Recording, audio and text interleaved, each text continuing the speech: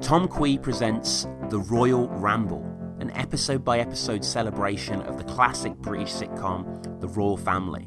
To get in touch with the show, email us at theroyleramblepod@gmail.com. Hello everyone, hello and welcome back to The Royle Ramble. This is your host Tom Quee. I hope you're well, I hope you've had your teas. We are back yet again digging into, in my opinion, one of the greatest TV shows ever made, ever written, ever performed. It is The Royle Family, and today is a particularly big episode because we are tackling the Queen of Sheba. The kind of unofficial finale, I guess. You know, we have the specials after, but, you know, this is in my eyes the kind of end of the original run, if you will. This kind of puts a bow on top of everything before we then go into the post-Norma era. So the first thing you can do is you can email. That's the royleramblepod@gmail.com. I love hearing from you. I love having that correspondence. Tell me how you got into the show, what you think about my thoughts on the show, your thoughts on the show, your history of the show, anything really, Royle Family related or otherwise. I'd love to hear from you. And of course, we're on Twitter as well, at Royle Ramble Pod, Spotify, YouTube. A few new things as well. So we've always been doing Patreon, but the Patreon, admittedly, you know, I've got other stuff going on in my life. Not only have I got a full-time job, but I've also started doing podcasting on a slightly higher level recently. I've actually got my own website, tomquee.com. That's TOMKWEI, I before E, accepting Quee.com. We'll put the link down below. And yeah, you know, I'm just trying to make a go of it, I suppose. You guys might be familiar with a band called 100 Reasons. I'm sure 50% of you have never heard of them, and the other 50% recognise the name from back in the day. But they were quite a big UK band in the early 2000s.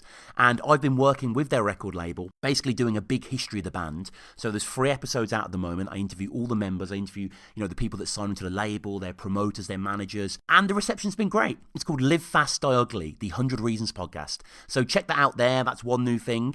And also, buy me a coffee. Maybe you want to buy me a coffee, because Patreon, a lot of commitment in Patreon. The Patreon's still going, and, you know, I'll still put stuff on there first. We've got a big Mike Bassett review coming out on there, and a chat with a close friend of mine talking about him just getting into the show recently in 2022. But buy me a coffee is something else, something I'm quite new to. It's buymeacoffee.com/The Royle Ramble. And basically, you know, if you've enjoyed in any way my musings on the show, if it's given you any entertainment or enlightenment or cause for concern in a positive way, in an entertaining way, then yeah, you can give back. You know, I appreciate times are tight, but the link is just there down below. And finally, iTunes. Leave us a 5-star review on iTunes if you can. People are very generous over there. And check out the reviews as well. Okay, and just before we get into Sheba, let's get into some emails. And the first one's from Andreas, and he says, "Hi again, Tom. It's been a while, so I thought I'd crawl out the woodwork again. I enjoyed the Christmas 2000 Ramble as usual. I watched Citizen Kane again over the summer, and I have to agree with you, it is superior to The Godfather. It's an hour shorter for one thing, which is always welcome for my fish tank brain. 12 Angry Men is also one of my favourite films. I'd be angry too if I was stuck in a small unventilated room without AC in the middle of a New York heatwave with 11 other grumpy guys, let alone facing the responsibility of deciding on someone's life or death. Anywho, hoping you'll be able to squeeze the Queen of Sheba and possibly the new sofa as well in before Christmas." Well, Andreas, I got one of them done. And I should say as well, guys, like, the reason these episodes take so long is because, well, one, they just take a long time to write and record and edit. But also, as I mentioned before, I got the job. I'm doing other podcasts like 100 Reasons. I've got stuff planned for the new year. So, yeah, this is very much a pet hobby project, but one that, you know, clearly I think it comes across in the show. I love to do, and I love to dissect, but it does take a while. Anyway, back to the email. The only thing I know of Mrs. Merton, as, you know, I mentioned Mrs. Merton on a few episodes lately, is the legendary "What first attracted you to the millionaire Paul Daniels" quote. But I'm prepared to be schooled in due time too. But first, you'll be tackling early doors, no doubt. Bring it on. All the best, Andreas. And Andreas, so good to hear from you, mate. Andreas is a patron as well, and I really appreciate support over there.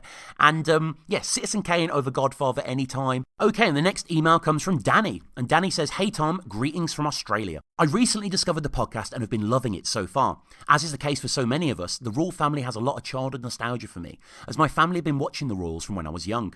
My parents are both British originally, and when I was about 9, my mum got her parents back in England to record a load of British TV and send us a VHS in the mail. I guess my mum was doing a Norma there. Although the tape didn't have any Montel Williams on it, it did have the christening episode, as well as a 2000 special of the Royle Family, and I believe this is the first time that I saw the show.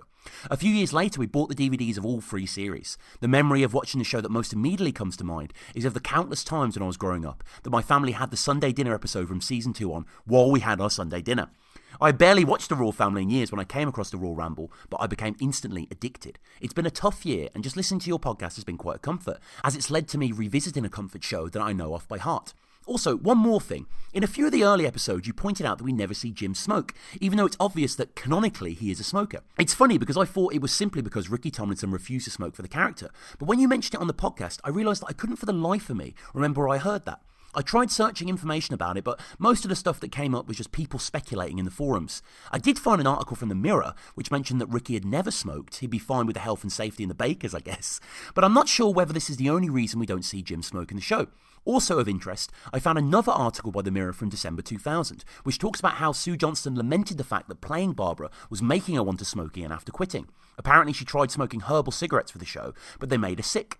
Not sure how well known that is, but it was news to me. Anyway, that's enough from me. I'm off for a chat with the Arabs. Ta-ra, Danny. So yeah, Danny, thanks for the email. Great to hear from you. All the way from Australia is crazy. I mean, that's even further than Knutsford, you know. And you guys watching the Sunday dinner episode as you eat your Sunday dinner is incredible. And on that smoking stuff, yeah, I think it is just Ricky didn't smoke or whatever, but yeah, there are references to him like having get fags for your dad or whatever they mention. And the Sue Johnston thing, now, I was aware of that because in her, quite frankly, incredible autobiography, Things I Couldn't Tell My Mother, which you guys have to read. I mean, I know I've mentioned doing a Royal Family book club back in the day and I never really got round to that, but I have been reading these autobiographies. And Sue Johnston, I mean, she grew up in Liverpool. She grew up literally when the Beatles were coming up. Paul McCartney came round to her house. Like, she was there at the Cavern. Like, you know, she was one of them blessed screaming banshees down there, you know. I mean, what a life. And she does mention in the book that she was getting off smoking and then the herbal cigarettes had an issue and then she got back on smoking through the Royal Family. And, you know, something about the way Sue Johnston smokes, Barbara smokes in the show, you can tell she loves smoking, you know. I mean, she says to Denise, doesn't he, but you love smoking, you know, when she says she's going to quit just for the pregnancy reveal. Next email is a brief one from Adam. And Adam, I'm not trying to shame you here. I just thought this might be of interest to the listeners. He says, hey, just tried watching Mrs. Merton and Malcolm. Sorry, but I just couldn't get into it at all, even though it's by Caroline, Craig and Henry. I switched it off. I just found it so boring, Tom. Same too with Early Doors. I think The Royal Family was their greatest work. Now, I do agree it's their greatest work. I vehemently disagree on the Mrs. Merton and Malcolm and Early Doors fronts, but I do get it. You know, it is an acquired taste. I can definitely see how people would find the show boring. I actually think the shows are electrifying in a way, you know, in terms of their performances and writing. But we will get to them eventually on the podcast. And maybe then, Adam, when you hear the dulcet tones of this Brummy going on and on, maybe then you'll turn a leaf. But maybe then you won't. I mean, the important thing is that you love the Royal Family, so you're good with me. Okay, and next up is an email from Phil. Phil has, of course, been on the show for the quiz, and Phil gets in touch saying, hey, Tom, great to hear your latest podcast on the second Christmas special. I remember at the time thinking this would probably be the last ever episode of the show. Of course, we know it wasn't, but definitely the last of the traditional episodes before the hit-and-miss specials. It's a very interesting premise for this episode, introducing people who are completely different to the royals. I do wonder if Roger and Valerie had any preoccupations with the family. No doubt Emma told them a few things after meeting them all at Anthony's birthday.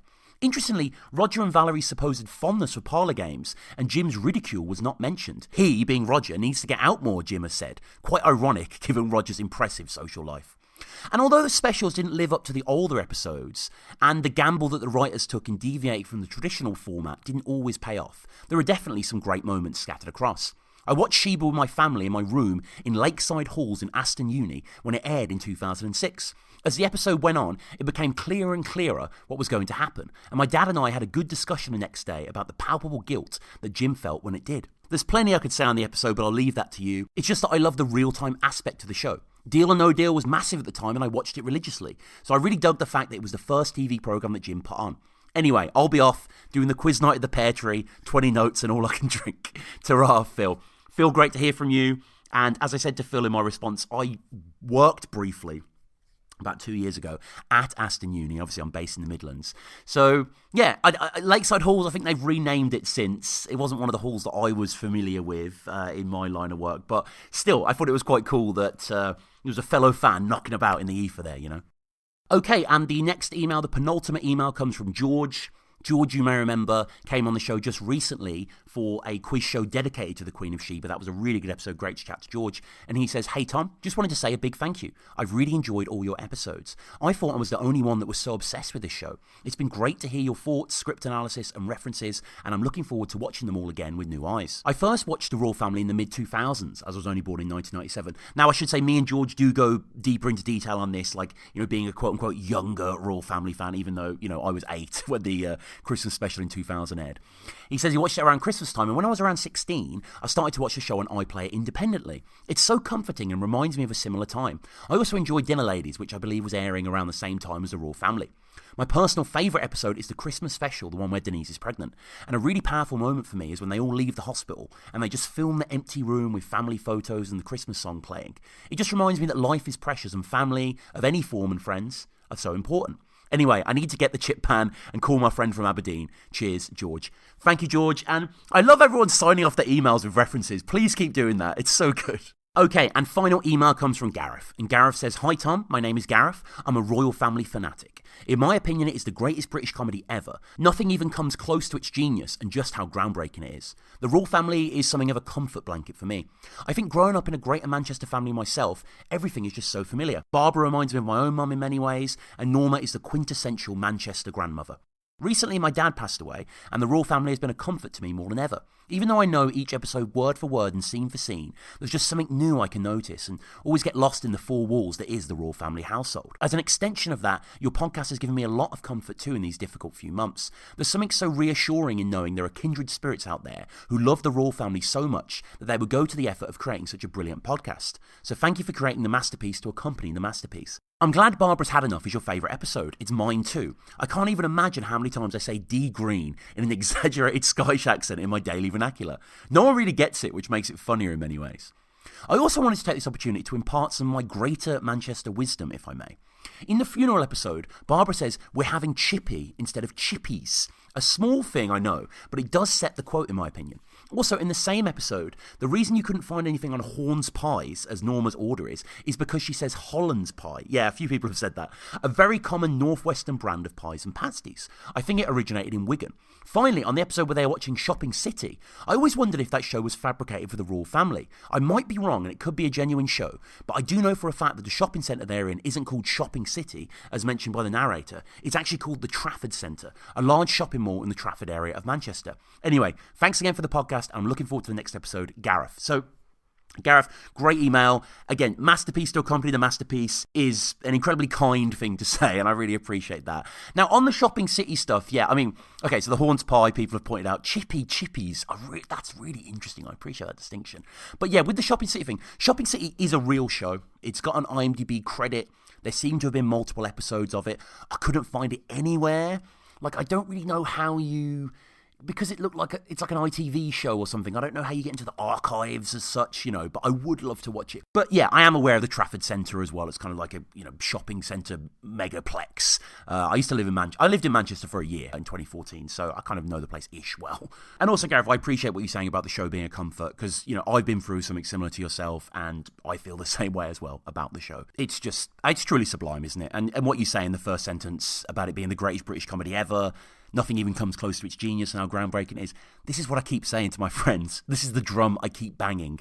And a few of my friends who are comedy heads like me, like they can't accept that it's the greatest British comedy ever. They always throw Only Fools back in my face, which I love. Don't get me wrong, Only Fools is fantastic, but it ain't the Royle Family, is it, respectfully?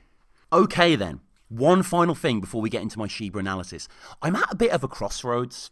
I have to be honest with you guys because, as I said before, I'm doing a lot in my life and I only have so much time to this show. And this Sheba episode took an extra long time because obviously it's double the average length. And, since day dot, I've been saying I don't really regard the specials that highly. Like, of course they're canon and of course it's Caroline Craig and everyone else. But, I don't know. And I'm not on my own here. Like, some of the emails today have spoken about this and loads of emails in the past and, conversations online. And, I don't think anyone's in denial that the show does take a bit of a nosedive in quality post-Sheba. So here's the crossroads, here's the dilemma, and get in touch with me and let me know what you think here, because I don't know what to do. I don't know if I should just go forward now and just start doing the specials after this, or if I should start doing early doors, which is a true love of mine. The episodes are shorter as well. It's something new. I don't know at the moment. I am really indecisive here. I think I'll probably just go on and do the Royle Family again, but it's like each episode's an hour and it's, we'll get there. And I know ultimately it's down to me, but I just wanted to kind of let you guys know. Let me know what you think. Maybe I'll do a poll or something.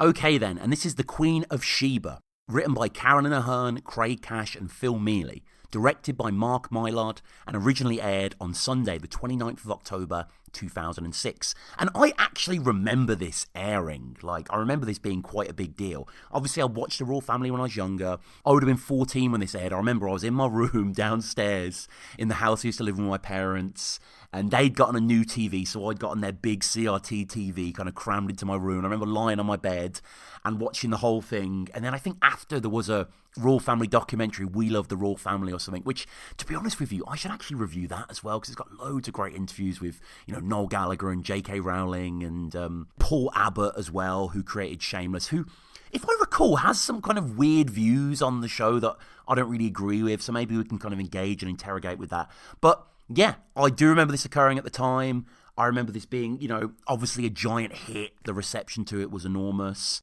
But that's enough rambling. Let's get into the rambling. And in we begin with the same old classic credits. Unlike practically everything else in the show, these remain untouched and provide no clue to just how different the world of the Royals is about to be for us as viewers. I mean, we've been starved of contact with the clan for 6 years. Just how different is it actually going to be? The title card also claims the Royle Family : the Queen of Sheba, rather than just the series name proper. And there's a new writer in tow here as well, with the intro stating that Sheba is written by Karen Ahern, Craig Cash, of course, but there's also now and Phil Mealey.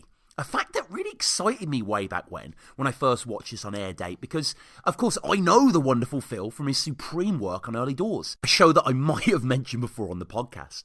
Phil being both co-creator of Early Doors with Craig Cash and also one of its main characters, playing the inimitable Duffy. So who is Phil Mealey? Well, he is a British actor and writer from Stockport. We've mentioned Early Doors and, of course, Queen of Sheba. His most recent role on TV was in Sunshine, which he co-wrote with Craig Cash, starring Steve Coogan, a show that I wasn't too fond of when I first watched it. I think I need to go back and rewatch that. But I will say that I am an out-and-out Phil Mealey fanboy, like, of course, for Early Doors. And I was lucky enough to see him twice live. I saw the Early Doors third series that they did as a live show. I saw that live twice. I saw that on the original run in Birmingham, and then when they came back and did it at the Lowry. And he was tremendous in that. It was lovely towards the end of the second show. He seemed really teared up, actually, when he was looking at the crowd and, we're given a standing ovation. And rightly so. I mean, that third series / live show of Early Doors is a masterwork, is really a triumph. And this is not his IMDb, but, I'm such an anorak for this stuff. I was watching the Mrs. Merton show, which is tremendous. I've mentioned that on a few episodes before, and I will eventually be getting to that in podcast form. And it's on one of the early episodes, so Mrs. Merton will just do like a sort of monologue in front of the crowd and stuff. And you can see a young Phil Mealey just sitting in the crowd. Most fascinating in Phil Mealey world, however, I follow him on Twitter. He's great to follow on Twitter. And most interestingly, he wrote a musical, Making a Murderer, the musical, which is based on the famous Netflix documentary, a musical exploring the many flaws, biases and inconsistencies of today's justice system. And this was at the Fringe. I'm looking at the poster now, prepared to be engrossed, engaged and outraged. Making a Murderer, the musical, it says, a satirical and emotive new musical inspired by the true story of Stephen Avery. I didn't get to go to the Fringe this past year. I would have loved to have seen this. The reviews were absolutely fantastic. I'm certain it'd be brilliant. It's great to see that he's indulging that musical streak that you can see in Early Doors, and a little bit of Sheba as well. Maybe that was some of his influence, but, in the Royle Family, they love to have a good sing-song, don't they? Yeah, how cool's that? The co-writer of Sheba did a musical about making a murderer at the Fringe just now, and supposedly it was a right success. So yeah, hopefully some sort of recording of that comes out in the future. Just also on the credits front, returning as director is Mark Mylod. He is a British TV and film director and executive producer. He is known for his work on the TV series Royle Family, of course, but also Succession, Game of Thrones, and Shameless. Yeah, can you believe that? So this guy did the first series of Royle Family, directed the first 6 episodes, came back for Sheba, obviously, genius director, no doubt. Of course they'd want him on this. But yeah, the guy who did the Royle Family also did major episodes of Succession, major episodes of Game of Thrones. And at the time of recording this episode, interestingly, his directorial debut, a film called The Menu, is in cinemas. And I'd seen the trailers for this, intriguing, Ralph Fiennes is this kind of Anthony Bourdain, like, extremist chef, and, he has this secluded restaurant where the menu's themed around the guests and all this kind of thing. And, the film looked interesting, but, I don't know, I was just kind of like, cool, whatever, sounds cool. But when I noticed that he had directed it, I was like, well, of course I have to see this. Like, there is no way I am not going to watch the Queen of Sheba director, the first series director. There is no way I'm not going to go see this film. And It's a really good film. Really, really enjoyed it. I wouldn't say there's many, like, royal family parallels, although there is a lot of dialogue and a lot of people just sort of exchanging ideas and, in a room. The film, for the most part, is just in this one room. But, yeah, you might have seen the poster of this. Anna Taylor-Joy's in it as well, and some other great actors and actresses. And that was directed by old Mark. So, yeah, big up Mark. So, we fade in on the reliable stairwell. We can see a Hoover in the hallway beside, a door open to the kitchen. There's a fridge with some kids' drawings on it, which nicely signal the passage of time. There's also a stair lift now fitted to the stairs, and down comes Jim, whistling as it whirs into frame. The camera pans up as he is above us, and Jim is singing. Still singing, which is a good sign. He's of course choosing to use the stair lift in lieu of the stairs, belting it out as he's transported down, newspaper in hand. Jim, who looks a bit fatter than when we last saw him, which is to be expected. I mean, you can't imagine he's had any big lifestyle changes in the intervening years. He looks sharper, too. It's hard to explain. I'm not talking about him himself via his dress or, the way his hair's cut or whatever. Of course, he's wearing exactly the same thing as we always know him to. But I'm more talking about how the show captures things via the camera here. The fidelity, it feels subtly a little off. The grubby kitchen sink aesthetic of the original run, that is gone now in favour of a HD upgrade. And the world, and the show by proxy, has moved into the digital age, gifting the programme a slightly uncanny quality that instantly sets it apart from the classic era that we've just left on the podcast. And Jim is of course singing I Walk the Line, a song that runs throughout this episode, so it's fitting that it's the first thing we hear. And I Walk the Line being a song written and recorded in 1956 by Johnny Cash. After 3 attempts with moderate chart ratings, it became Cash's first number 1 hit on the Billboard charts, eventually reaching number 17 on the US pop charts. It is based on the boom chicka boom or freight train rhythm common in many of Cash's songs. The song is included in the 500 Songs That Shaped Rock and Roll, a permanent exhibition at the Rock and Roll Hall of Fame. In 2004, Rolling Stone magazine ranked the song at number 30 on its list of the 500 greatest songs of all time, and ranked it number 1 on its list of the 100 greatest country songs of all time in June 2014. And it's not clear at this point if the stair lift's for Jim. I mean, it could be after all. I wouldn't put it past him. But when he clinks down to the bottom of the stairwell beside a bottomed out seat allowing easy toilet access, then you realise as a viewer that maybe all this stuff is for someone else and, he's just naturally taking advantage.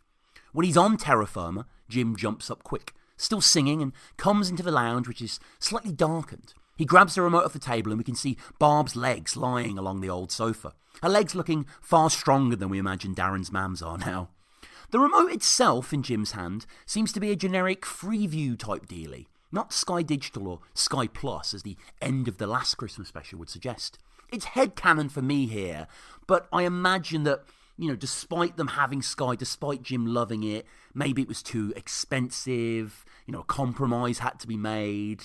Jim loves TV after all, but he probably loves saving money even more. So down plonks Jim. He switches on the TV, and there's yet another massive change here early on. It's no longer the old CRT that gets clunked on at the start of each episode via the credits. It's one of those very mid-2000s, somewhat flat screens. And it's no longer at the foot of the room on the floor either, but rather piled garishly high, looking down on the family rather than the family looking into it.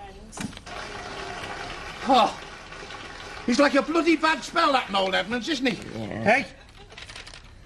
I wish someone would put him in one of them bloody boxes and bury it.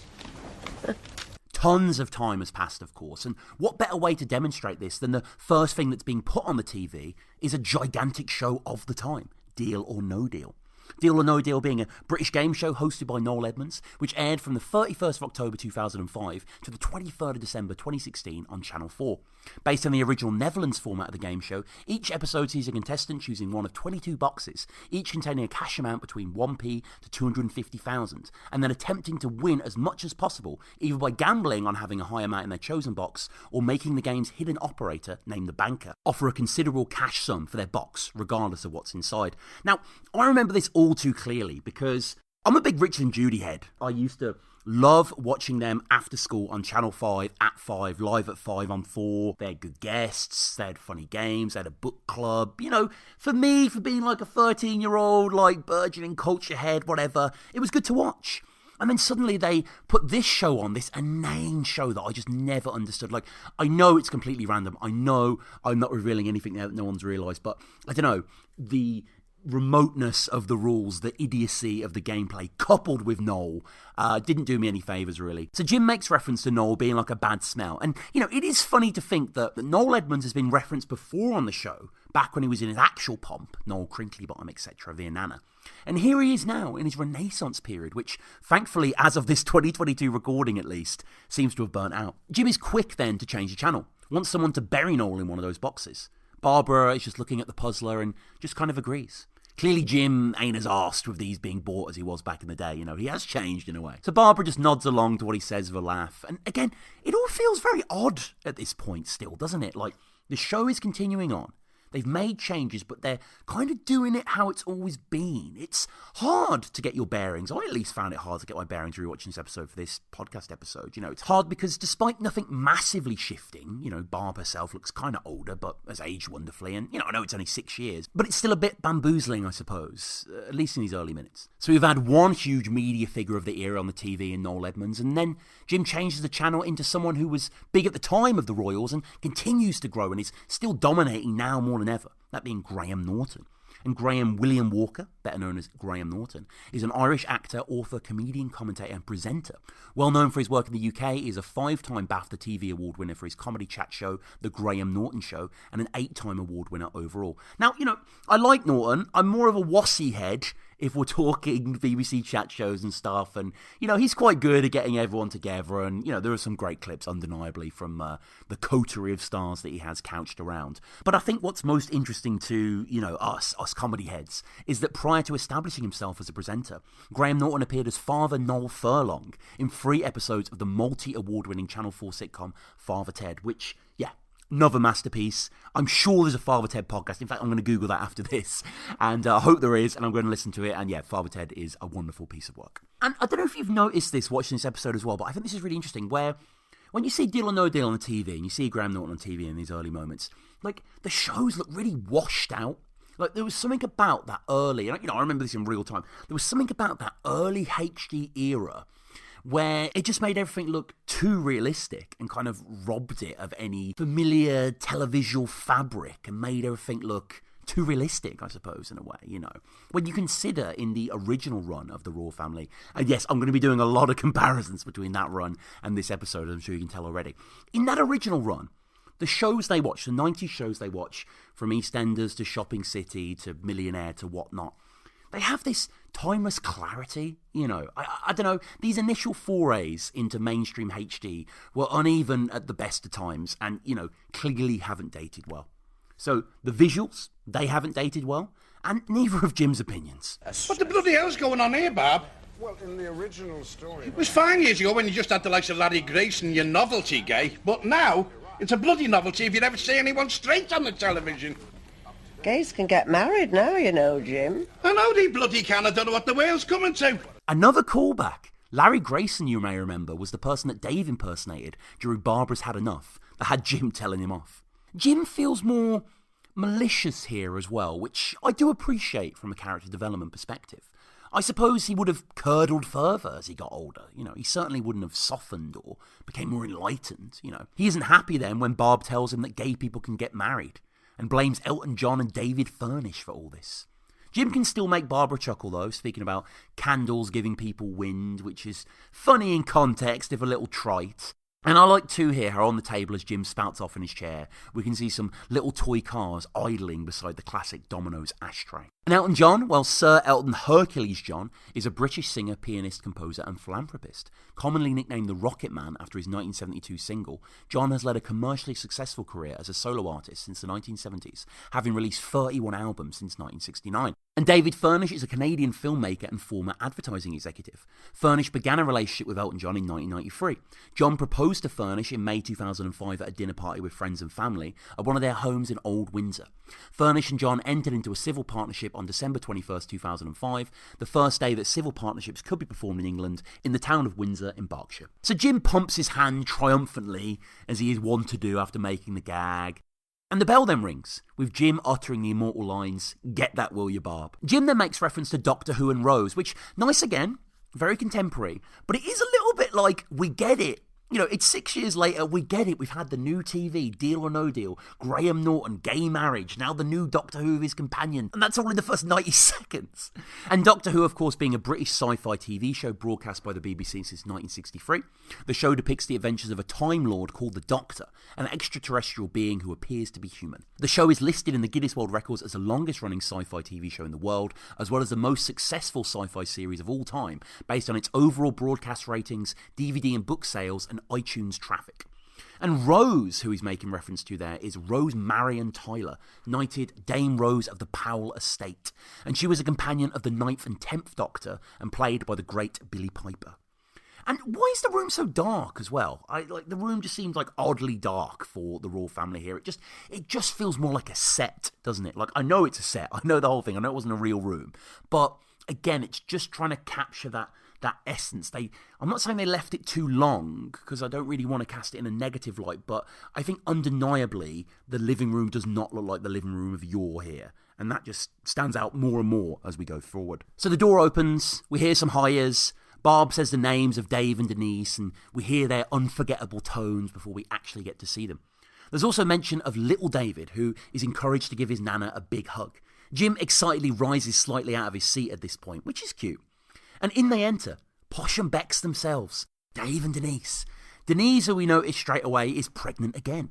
And they look the same for the most part. Little older, less wiser, probably. But most changed, of course, is baby David himself. He's a fully fledged human now, dressed identical to his dad, with his leather and chain and hair coiffed up. Everything has changed, and nothing has changed at the same time. Denise is rocking more relaxed maternity wear, a pink cardigan along with a pink sparkling headband, a hair longer than before with extensions but still the same blonde colour. Jim doesn't quite get up, but he still engages with baby David, gives him the in the sky, up above, too slow routine, and Barb titters as behind her we can see a school photo of young David, who is the spit of his father because, in a really nice touch, baby David actually is Craig Cash's flesh and blood. So Jim laughs and then everyone settles down like old times. Little David fitting in perfectly beside his two parents. Barb smiling wide and leaning over to take it in that he's here. You know, it's great to see Jim in granddad mode too.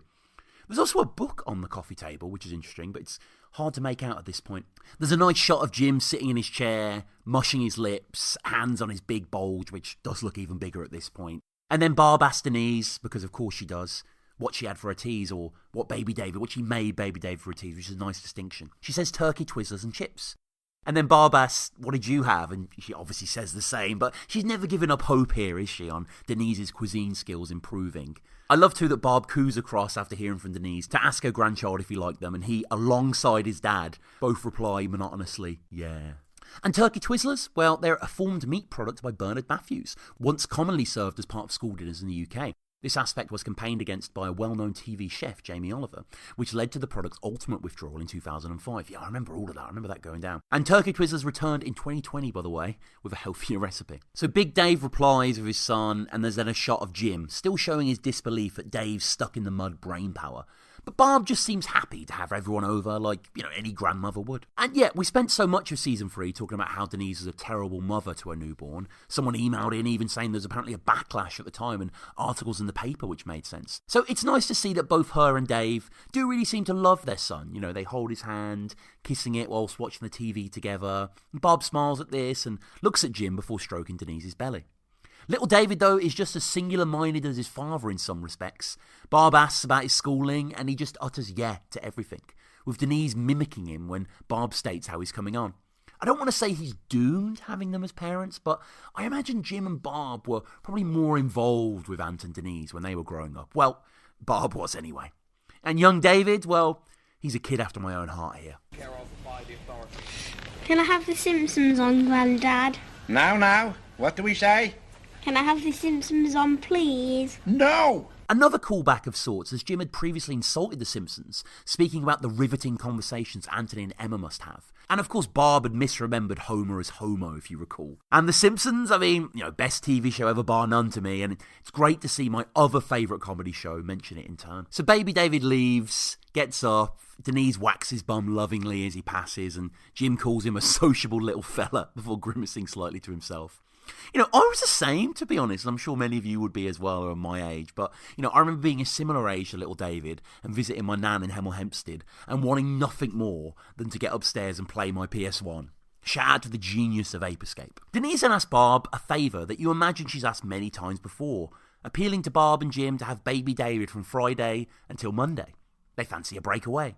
Barb is excited then, after being a little deflated over the babysitting ass. But of course, it's just a breakaway from baby David himself. And what are they up to? Well, Dave has some quality time in the feathers needed, and Denise has so much catching up to do, what with Trisha and a new addition at this point to the daytime schedule, Jeremy Kyle. The Jeremy Kyle Show being a British tabloid talk show presented by Jeremy Kyle and produced by ITV Studios. It premiered on the 4th of July 2005 and ran for 17 series until its cancellation on the 10th of May 2019. It was the most popular programme in ITV's daytime schedule, broadcast on weekday mornings and reaching an audience of 1 million. It replaced the chat show Trisha following its move to Channel 5 in 2004. On the 15th of May 2019, the programme was cancelled following the suspected suicide of a guest whose appearance had been filmed in the week before but not aired. And these programmes, well, she Sky Plus them, Barbara, Dave says. And Denise beams proudly at this, like when word of her crisp and nuts spread. Well, just the crisps. And Jim may have had something to say on this, Denise being lazy, but the mention of Sky Plus has him merely nodding sagely with approval. And it's interesting that Dave and Denise have Sky over there, but the Royals are now without. And Sky Plus, well, that's a discontinued personal video recorder, a PVR, and subscription service from the satellite TV provider Sky. Launched in September 2001, it allowed customers to record, pause, and instantly rewind live TV. By July 2002, the service attracted 25,000 subscribers, and by September 2009, there were 5.9 million subscribers with Sky Plus. And, oh man, this was like the era of Sky Plus. I think we just got it in my family home here, but that was a true revolution.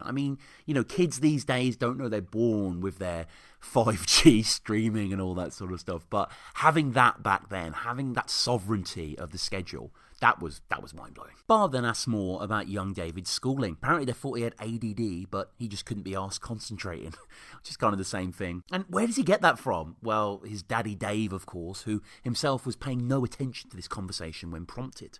And ADD, ADHD, also called attention deficit disorder, is a behaviour disorder, usually first diagnosed in childhood, that is characterised by inattention, impulsivity, and, in some cases, hyperactivity. It does sound in some way that baby David is learning, but he's learning lots from his granddad in how to behave badly. Had to be on the naughty chair 4 times the previous day, apparently saying things like homework my arse. The shots of Jim here are marvellous, He's really cannily trying to avoid suspicion. And look, maybe all the drinking that Denise did of an evening when she was pregnant, maybe that affected baby David too. Who knows? And, now we're 5 minutes into the episode, and it's impressive how they've managed to keep the format essentially the same whilst updating the context. We saw way back when, at the end of the 90s, when Dave and Denise in this very room told Jim and Barb about the pregnancy, and now here they are speaking about disciplining the once grapefruit. Dave is soft, though, about the parenting lark, and you can kind of understand that from seeing how he was when Denise was pregnant. Apparently, he invalidates a naughty chair by going to sit on it with his son, something Jim has no time for, decrying the state of the world as it is. And, I was trying to think of what exactly he's getting at here, and you've just got to kind of think about what had happened between the last episode, the Roger episode, and this special. We'd had 9/11 and 7/7 in that time, so, in a way, this old world didn't smell too pretty. It still doesn't, really. And then from behind Jim shaking his head, we see the Queen of Sheba herself. Norma rises, startling Jim and first out of focus as he's up front. It's great that the first time we see the star of the episode, it's her and Jim in shot together. And yes, it's Norma, in a bed set up in the lounge behind. A shock of white hair and a slower delivery. And like the majority of the cast, she really does look older, weaker. She was 82 odd beforehand, so of course that's only natural. And here she is awake, Jim grumbling internally to himself at this fact, whilst Dave, Denise and Barbara are all joyous upon seeing her. Nana can't work out who is actually over there initially, though, and pulls a big magnifying glass in front of her face to gaze out at her grandchild and her grandchild's husband. I love the slightly abstract, surreal, René Magritte-like visage of these giant eyes emerging from an elderly face. It lends the moment an edge. We then get the classic royal family trope of characters repeating the same thing, with each one confirming that Nana's awake. Jim with his fingers crossed saying better luck next time. How morbid. But that doesn't really get a chance to land, however, as the back door soon opens, and in comes our first non-family member of the episode, though she really is part of the family. It's old Sheza, aura and all. In she pops, and she hasn't really lost weight, really. Though it is a suit, of course, as we've determined. And here, when Cheryl leans in, we can see more of the makeshift hospital bed at the back. There's tons of pills beside Norma, and a headboard backing her up. There's tons of blankets, too, with another book on there. Cheryl, though, it seems, hasn't been worn down as time has gone on by all the asks of her, though. She's eager to check Nana's bag, and then keen to change it. And you can really hear it sluice around in there, Nana's urine. Ugh. Dave and Denise would never think to do this, I'm sure. Cheryl assumes her invaluable role here uncomplainingly. She's not had kids. Maybe this scratches a certain maternal itch. She does consider Nana her Nana, though, so, there's that too. And this relationship between them is explored a little more in a deleted scene towards the end of the episode that we'll get to in time. With the thick bag of piss in her hand then, Cheryl moves into the kitchen. And it's the first time we're back into the kitchen proper. It's mostly the same. Tired wallpaper, ornaments, more kid paintings now. Another nice touch is the DAB radio on the side of the kitchen by the sink. I mean, DAB was all the rage back in 06. We can also see some small ornaments, like a small house, some pots, Rice Krispies along with ketchup. I wonder if they kept everything from the past and mixed it in with the new ones in terms of the props here. I bet after the second Christmas special, the cast and crew were taking whatever trinkets they could. I mean, I know I would. I want that Tory tea mug, goddammit. Something we'd actually see in this episode, I don't believe. So Cheryl grimly deflates and empties the piss sack into the sink, right beside all the pots and pans, no doubt splashing some to all the cutlery in such proximity. It's a big bag too, so Cheryl has just got to be there for a bit. And I like how it shows her slightly uncomfortably doing it and kind of staring off into the rest of the house. Jim, as ever, is unappreciative of Cheryl. She was, after all, such a help with the baby and now such a help with the elderly. It's not keyhole surgery, Jim says. Bob points out that he'd never do it, and he just twists this into wanting a bag himself. He'd never miss any television then. Says he wanted one for the last World Cup game, but the NHS wouldn't entertain the idea. And keyhole surgery, also called minimally invasive procedure, and also called laparoscopic surgery, which is just a word I wanted to say. So we're then back in the kitchen, watching old Shez squeeze the external bladder out, recoiling no doubt at the smell and the general unpleasantness of doing it. Even grimmer, though, is that she swipes the tea towel across the piss-splashed worktop, contaminating things further. It's dirty work, and Cheryl is going to do it. She then moves back to Nana and refits the bag fresh, giving Nana a friendly wink, who thanks her warmly as Cheryl then enters the main room. So Cheryl settles down. Barb thanks her, says it's a messy job, as no doubt she does it mostly. Who else would? Cheryl goes to rub Denise's belly, her pregnant belly, but Barb then asks if she's cleaned her hands. She hasn't. She checks her nose, they smell it seems, and she goes to head back into the kitchen to wash her hands, but Barb pulls her down. She's amongst friends after all. Good job she knows them, etc. Cheryl then asks if they got the evening news. Her lonely heart's appeal is in there. Jim is excited, calls her Chego with some glee and passes the paper across. Denise asks about the guy she had been talking to for ages, but apparently, having sent him a picture, he stopped replying. Something Jim doesn't even try to hide his delight at, laughing openly, but we don't cut back to him. He was in for life as well, we hear, Denise says amazingly. Cheryl then finds the ad, pulls it across to the gang. We can also see Nana to the side, resting back, eyes shut, clearly in a later stage of life, sadly unable to be there with them, leaning across. And then Barb just gets into it. Bubbly, cuddly, likes going out for meals or staying in for meals, both vegetarian and meat eaters considered. Oh, good thinking, babes. Looking for friendship/love with male aged any. Able-bodied or otherwise. Skin colour not essential. No height restrictions. Cheryl's desperation showing through there, and, it's funny, but it's also quite sad. She was clearly quite lonely and unloved in the original run, and here we see her grabbing for anything she can by having zero standards.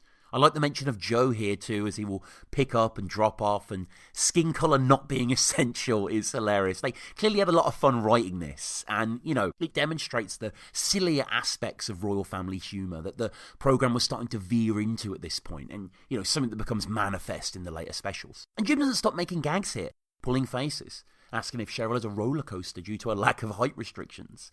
But, like we've mentioned before, Cheryl knows who Jim is and where his heart is, though in this special, he does seem particularly irascible. Cheryl seems pleased together with the ad though, and here we have another break from tradition. It's no longer in real time, the show. I mean, of course, it's a big special. They're doing a 1 hour special. They're catching up with everyone. Doing that across one singular hour consecutively, that probably wouldn't make any sense. So what the show does now at this point in the episode is it fades out and then just moves on to the next scene, into the future, like every other TV show. Bloody hellfire. So Walk the Line takes us into the next scene and we fade back with Nana rocking some big over-ear headphones. And it's none other than the lanky streaker piss himself who's there. It's our Anthony helping her out. Barb is there beside and it's a CD player. Nana presses the button and begins to sing loudly along to the ubiquitous Ring of Fire. We can also see a few more ornaments behind her, like a wedded couple. And what about Anthony? Well, he's rocking his suit. He looks far older than the boy in the kitchen talking about Sade with Darren and Emma. He's got his suit on, as I say. He's a career man now, it seems. And Nana loves it, this music. Says she's got Johnny Cash in her ears, and she thankfully hasn't seemed to lost much of her Nana-ness. Asks if it can play cassettes, but of course, she doesn't have any cassettes. Just kind of asking for the sake of it. Like how she declared she wasn't too fond of chicken, despite complaining about having too much of it to use during the week, within the Sunday dinner episode. Barb then asks Anthony if he's stopping for his tea. It's chops. Just like what they eat in the second episode, Making Ends Meet. I mean, do you remember the bean juice underneath his chop? And chops are also mentioned in another episode when Dave hasn't had a proper tea during married life and Jim comments on how him and Barb, had proper thick ones like that. I love the way he says that. But Anthony can't stay. He has a conference. Oh, a conference. And not just any old conference. It's in Milton Keynes, of all places, too. Proper fanciful. And Milton Keynes, well, that's a city and the largest settlement in Buckinghamshire, England, about 50 miles northwest of London. Approximately 25% of the urban area of Milton Keynes is parkland or woodland, and that includes 2 sites of special scientific interest. We also then get to hear about Ant's son, Lewis, who has a piano teacher over today. I mean, that's a far cry from the naughty stepmother of David Jr., it seems. Barbara also asks about Sarah. So no Emma then. Interesting. Things have moved forward quite a bit, so much, in comparatively so little time. Imagine how different it was for you in the last 6 years. Compare, for example, I'm just thinking about me personally, when I watched the original Christmas special, the 2000 one, well, the second one, when I watched the Roger episode, I was a boy on the floor, Christmas, with my presents. And then when I watched this episode, Queen of Sheba, I'd hit puberty, had a girlfriend or two, GCSEs, a lot, I mean, so much can happen in 6 years, and clearly so much has happened to so many of these characters. And also, tragically, quite a few of these characters have stayed in exactly the same place, exactly the same mindset. And we're going to see 2 of those come head to head in a very ugly way very shortly. And speaking of which, Jim then enters, greets Anthony, calls him Alan Sugar, and then sits down in his seat. Barbara shares the Milton Keynes conference news, and Jim says it's bloody great without even turning around, of course. Ant offers to pop the kettle on as Nana sings to the music. I mean, that's muscle memory in full effect, I suppose, for old Lurkio. But Jim gets up and tells Ant to save his energy. Everyone's shocked, open-mouthed at this. It's like the end of Barbara's Had Enough, And Alan Sugar, that's Alan Michael Sugar, Baron Sugar, born in March 1947, a British business magnate, media personality, author, politician and political advisor. In 1968, he started what would later become his largest business venture, consumer electronics company Amstrad. In 2007, he sold his remaining interest in the company in a deal to B-Sky-B for $125 million. According to the Sunday Times Rich List, Sugar became a billionaire in 2015, and in 2021 his fortune was estimated at $1.21 billion, ranking him as the 138th richest person in the UK. And of course, Alan Sugar could have gotten referenced in the original series of Royal Family, no problem. Like, I know he's been an entity, been in the public eye, but really it was The Apprentice, wasn't it, that thrust him to a whole new generation. Certainly I'd never heard of him up till this point, and when this show came out, I think there maybe been 2 series of The Apprentice, and my girlfriend's obsessed with the UK Apprentice, and we've often gone back and watched the kind of early seasons, and they are really good. The first series in particular is just a great kind of business game show, before it got all reality and such. Word to my guy Tim. So Ant and Jim then head into the kitchen. Ant asks for a coffee, which they do have, and Jim has the barrel open, stating there's a mint yo-yo doing nothing, amongst others. Couldn't really find much notes on mint yo-yos, but we can kind of imagine what those are, can't we? So Ant asks for a coffee. Jim makes him come into the kitchen and conspiratorially closes the door behind him. And thus begins one of, if not the, most hated scene in the series. I mean, I initially never really liked this scene. You know, I recall watching this with an old girlfriend of mine that I mentioned a few times before, the one who, you know, I sort of introduced to the show, rekindled my love for the show. And I remember us watching this episode, Sheba. We had seen it once before, but we were re-watching it, and she just hated it, and she didn't actually want to see any more of the episode after this. And you do see it crop up often on Facebook groups and stuff, with people mentioning their distaste for this scene. So Nana's singing next door, and Jim begins to compliment his son, but it feels slightly freighted. He leans towards him a little too close, almost an intimidation technique than something derived out of pride. Jim compliments Anthony's suit, says it looks like Roger Moore from the James Bond movies. And I guess in the grand scheme of things, Anthony wearing suits are probably the first suits ever worn in the house that wasn't for a wedding or a funeral. And Sir Roger George Moore, of course, was an English actor. He was the third actor to portray fictional British secret agent James Bond in the Eon production film series, playing the character in 7 films between 1973 and 1985. So he's proud of his son, Jim says, but it's not going as well for him. He's been a bit strapped for cash, he says, what with inflation and that. And Anthony doesn't even seem to think here. He just dips into his jacket for the wallet, a flash of his shiny watch glimmering from his wrist. Jim looks down at the wallet, takes a clean 50 from it, which gets a bloody hell, Dad, from Ann. And you know, how many times did Jim utter those same words to his own son, bloody hell? But in a way, I guess Jim has helped to develop Anthony this way. I guess Jim is kind of responsible in a way, installing in his son a work ethic at an early age via his laziness. Jim is quick to cover his tracks, though, out of guilt as he takes the money, by shouting if he wants a penguin to the outside, but obviously they aren't listening. And it's already an uncomfortable scene, but things then get even uglier. How much do you want this time, Dad? Well, I'd say 20 quid, son. But I don't think that'll be enough, so can we call it 50 quid? Bloody hell, Dad. Oh, lovely. Do you want a penguin with that, son? Hey, can I take 2? Oh, you both, you greedy little get. Who the bloody hell do you think you are? Hey, swanning round at your conference in Milton bloody Keynes? There's more to life than bloody money, you know. What about your family? And what can Aunt do but just go into the living room and pretend it's all happy families? We've known Jim to be miserly and cruel before. We've known him to like a drink too, of course, but this just seems a little too far. He's irredeemable here, leeching directly off his son and not just taking a 20 for a night out, but a straight 50. I mean, that's greedy beyond measure. It's an uncomfortable scene, no doubt. You know, it's difficult really to square with the image of Jim we've known before. Of course, it makes sense, as I've said before, that in these 6 years, though, that Jim would have soured, would have gotten worse. Dave's gotten stupider, Ant's gotten smarter, everyone's latent driving emotion has grown, no doubt. But did they really have to go here, the writers? And, to be honest, yeah, I think they did, and I'm glad they did. Jim isn't really a nice person. He's not even an anti-hero. He's rather just a straight-up Scrooge, really. He's able to, flash a friendly persona, but you feel that bubbling beneath is this fiery ire. And no doubt the particularly venomous brand of anger that he just showcased is wrapped up in shame that, he's having to do this. Back in the day, back in the original series, Jim could get at Anthony incessantly, but not actually get anything off him materialistically. He could take his pride, so to speak. He could take his son's pride, but not anything from his pockets. Now, however, with Anthony higher in the food chain by virtue of being an actual tax-paying, functioning member of society, Jim can insult him and take him. I mean, you'll remember when Anthony was heading to London with Exit at the end of Series 2. He asked Jim for a borrow and gets a short, sharp no, both on account of him not having anything, but also not wanting to share, no doubt. And now the roles are reversed. Tragically, Jim doesn't even try to be coy about anything, doesn't ask sheepishly, oh son, could you maybe? He just looks into his wallet and prizes out what he wants. So Anthony leaves, shakes his head and goes into the living room, trying no doubt to push aside the fact his dad has so viciously demanded cash off him as Nana and Barb continue to sing some Johnny rather than Craig. Barb herself even going the extra mile here and fashioning a lasso of sorts from some pantyhose or whatnot. It's not been made clear at this point, we're 10 minutes into the episode. It hasn't been clarified what exactly has happened to Norma, though she will make reference later in the episode to last Christmas when this all started, the wishbone and the like.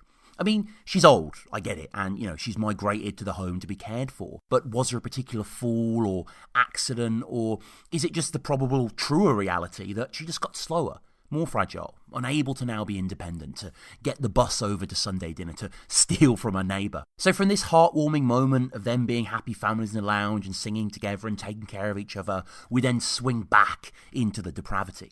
Jim is ecstatic in the kitchen with his money, kissing the note with his lips, holding it in his hands and staring at it in near disbelief. That's me and you in the feathers, your majesty proclaims, and begins to dance. You know, we've seen him like this before when he's getting chips or a bacon sandwich has been delivered to him, by Anthony no less. But this is an empty, painful scene. He doesn't even say goodbye to Norma, Barb or his son. He merely strolls out with his island rhythms, singing I'm on the piss again with a cha-cha kick. So pleased that he's even cracking gags now, offering Her Majesty herself a large one and a drink to go with it. I mean, the selfishness is rank here. And Jim simply doesn't care, staring back at the note, popping his gums like a horn and heading out the door as that familiar refrain of Walk the Line plays us out. We then fade in as Nana is reaching across to grab a Fox's sweet from a medicine-cramped tableside. There is also visible another queen beside her in the form of a painted Elizabeth, R.I.P., on a pot. She's sitting with Dave, who we haven't really spent time with yet this episode, and Dave is reading to her. I'm not saying Dave can't read, but, you know, it's a nice shift for the character in a way. Nana is listening as Dave, in a slightly primary schoolish way, reads from some dime store romance novel. I mean, this is the classic type that I'm sure your nan used to get to. I mean, my nan certainly loved this sort of tosh. You know, Catherine Cookson, Danielle Steele and the like. So Dave misreads a line slightly, which startles Nana somewhat. Ahead in the road, not ahead in the road. She sucks on the sweet and seems quite engaged, and I do like the playful mood of this scene. It couldn't be, could it? Could it be him? Luciana's heart started pounding. The Land Rover screeched to a halt, and the all-too-familiar figure of Dr. Curtis Sinclair emerged. Oh. Luciana started to feel herself. Eh? Weakening. It's kind of Dave, isn't it, to read to Nana? Kind of Barb to take care of her, Ant to buy her a CD player, Cheryl to empty her piss. We haven't actually seen Jim yet get involved in any caring way, however. I like too here also how we can see another shot of baby David at the side of the table. And they're clearly deep in the book, and Dave is reeling off lots of past lovers. You know, I really dig in particular Nana saying definitely not with Demetrius. The camera gets closer then to Dave as things heat up in the book with talk of sinews aching. What I like most is that we get to see Dave in his work gear. 6 years on and he's still in removals. The front pocket open with a pen, ready for tips. His chain showing against the collar. So Dave continues. We can see that the room is apparently empty but for the two of them. And the story continues on rising passions, delayed gratification in Marrakesh. Well, that is until a bedraggled Jim, bedheaded, turns up from out of his chair. At which point we can see socks on a radiator and Denise and Dave's iconic wedding photo. And what's Jim saying? Well, he's turning up out of his chair and stating that he's got a little stiffy on here. I mean, it's funny for sure, but again, Jim is just taking over the moment. Not respecting that Nana is enjoying her stories and Dave is spending time with her. No, it's about Jim taking the piss, having a laugh, mentioning his beast that isn't asleep. Nana doesn't really get it though. She didn't know what the gays did after all, and it's probably been decades since she freehand grinded Mr. Speakman's tool. She just kind of stares out, pulled from her reverie. Then the ever-present Walk the Line begins to burble as we move on further into this very special episode. We're fading back into the near future now as a travel programme plays, talking about watching life float by from the banks of the River Nile on a Luxor holiday. I mean, you know, 'tis the traditional royal sloth behaviour here. All of them together, watching together, but the setup is slightly different, and there's an interloper as well. Dave is on Ant's chair, and between Denise and Cheryl is a curly-mopped ginger man who seems a bit uncomfortably squeezed in there. And it's not clear here if he's uncomfortable because of his surroundings, because he's squeezed in, or maybe both. So Cheryl twiddles her hands nervously, glances at the man beside, gives him a real sultry glance with her boots on her eyes. Barb looks across smiling at them at what's occurred. Denise plays with her hair, and Barb, also playing with hers, asks about Dave's dad and his scalp. Apparently it's flaking and Dave's mom is still following him around with the Dyson. Oh, I'd love a Dyson. Keep these images in mind, by the way, because we will be meeting Dave's parents in the next special. You know, think if they cohere with your image of them when you see them. So Denise absently flicks her hair into this gentleman's face. He is wearing a shirt and a tie, and the tie has a kind of stained glass brownish number as a design. Barbara asks about Cheryl's diet. She's doing a new one, apparently. Denise calls her Babes, which is cute and something new. Something that feels like something she'd say now in this timeline rather than back in the 90s. But I have to have plenty of nuts as well. But I forgot to take my nuts to work yesterday. So I just had a topic. Oh, that's very clever, Cheryl. There's plenty of nuts in them. Yeah. And 2 Snickers. Oh. Amazing thinking from Sheza there. And Toppix and Snickers, well, Topic was a chocolate bar made by Mars Incorporated in France and sold throughout Europe. It contained hazelnuts, nougat and caramel. The bar was first introduced in 1962, and in the UK it was advertised with the line, a hazelnut in every bite. In 2022, Mars Incorporated ceased production. And Snickers, well, Snickers is a chocolate bar made by the American company Mars Incorporated, consisting of nougat topped with caramel and peanuts that is encased in milk chocolate.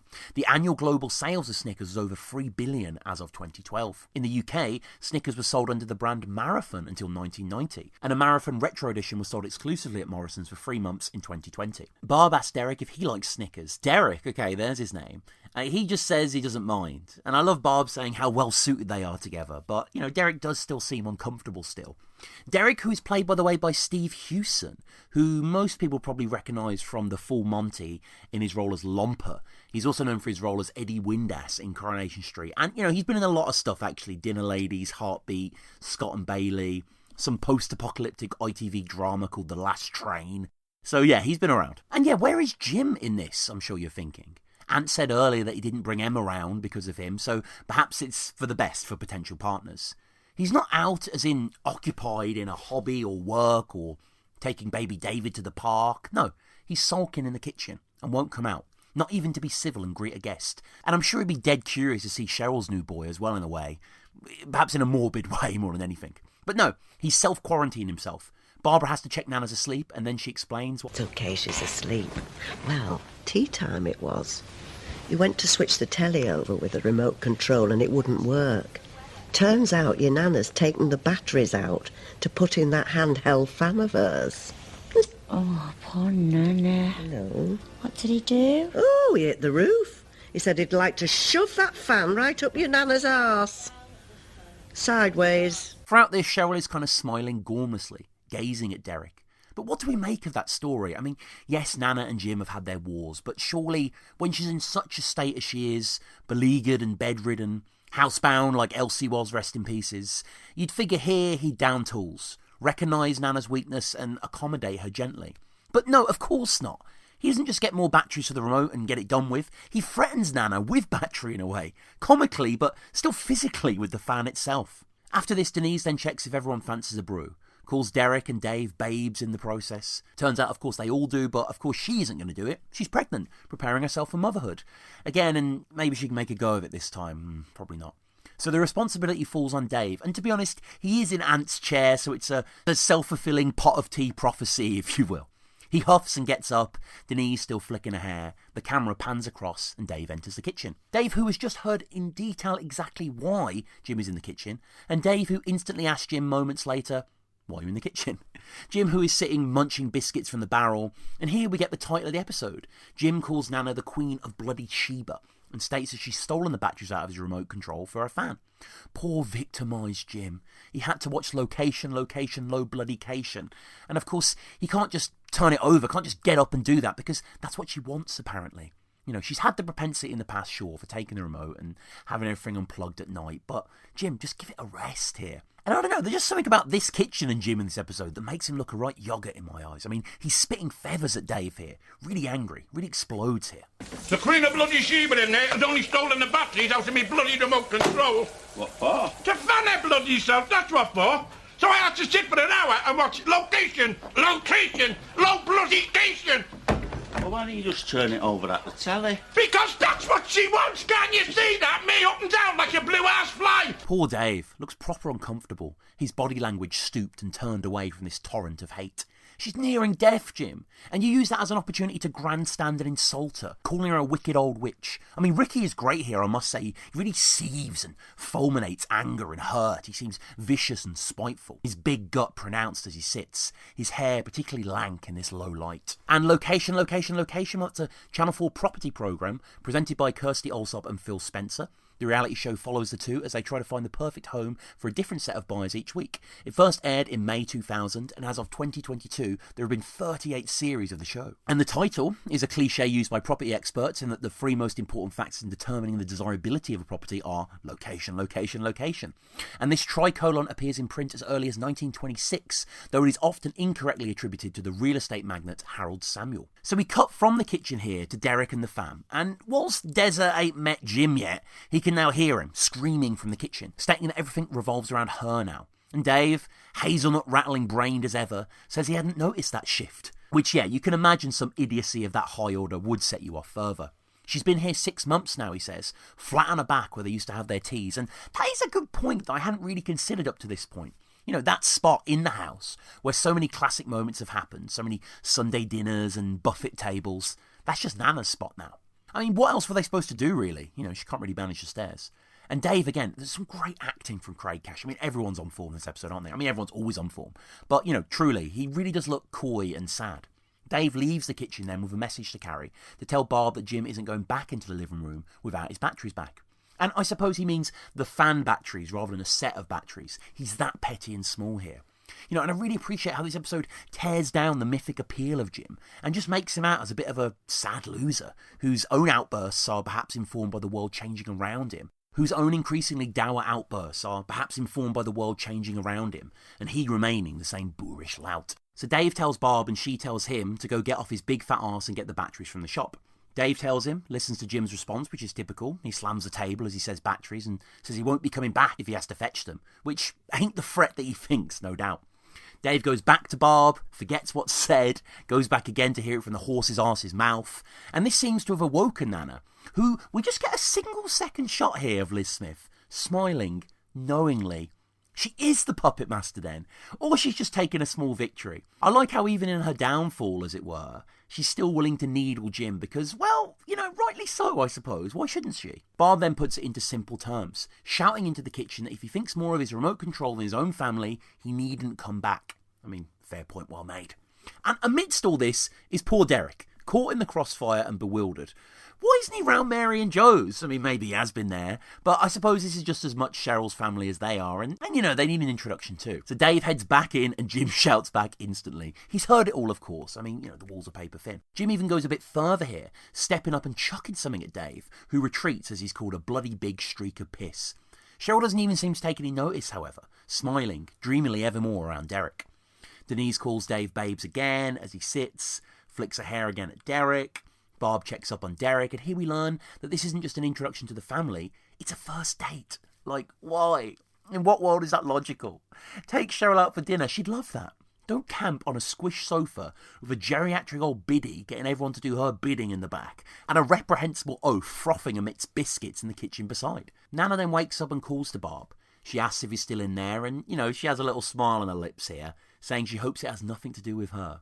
Small victories like. And she triumphantly then uses a fan as she greets everyone. Reluctantly, Derek is then rushed up to meet Nana, everyone laughing at him as he has a tail on his first date, a long extension of Denise's that's glued to his bum. Cheryl gets close to him and plucks it off, gets a glimpse at his bottom in the process. There's a slight frisson on her part. Nana then invites Derek over, says come meet Nana, as if she is the only one. Well, in a way she is archetypal.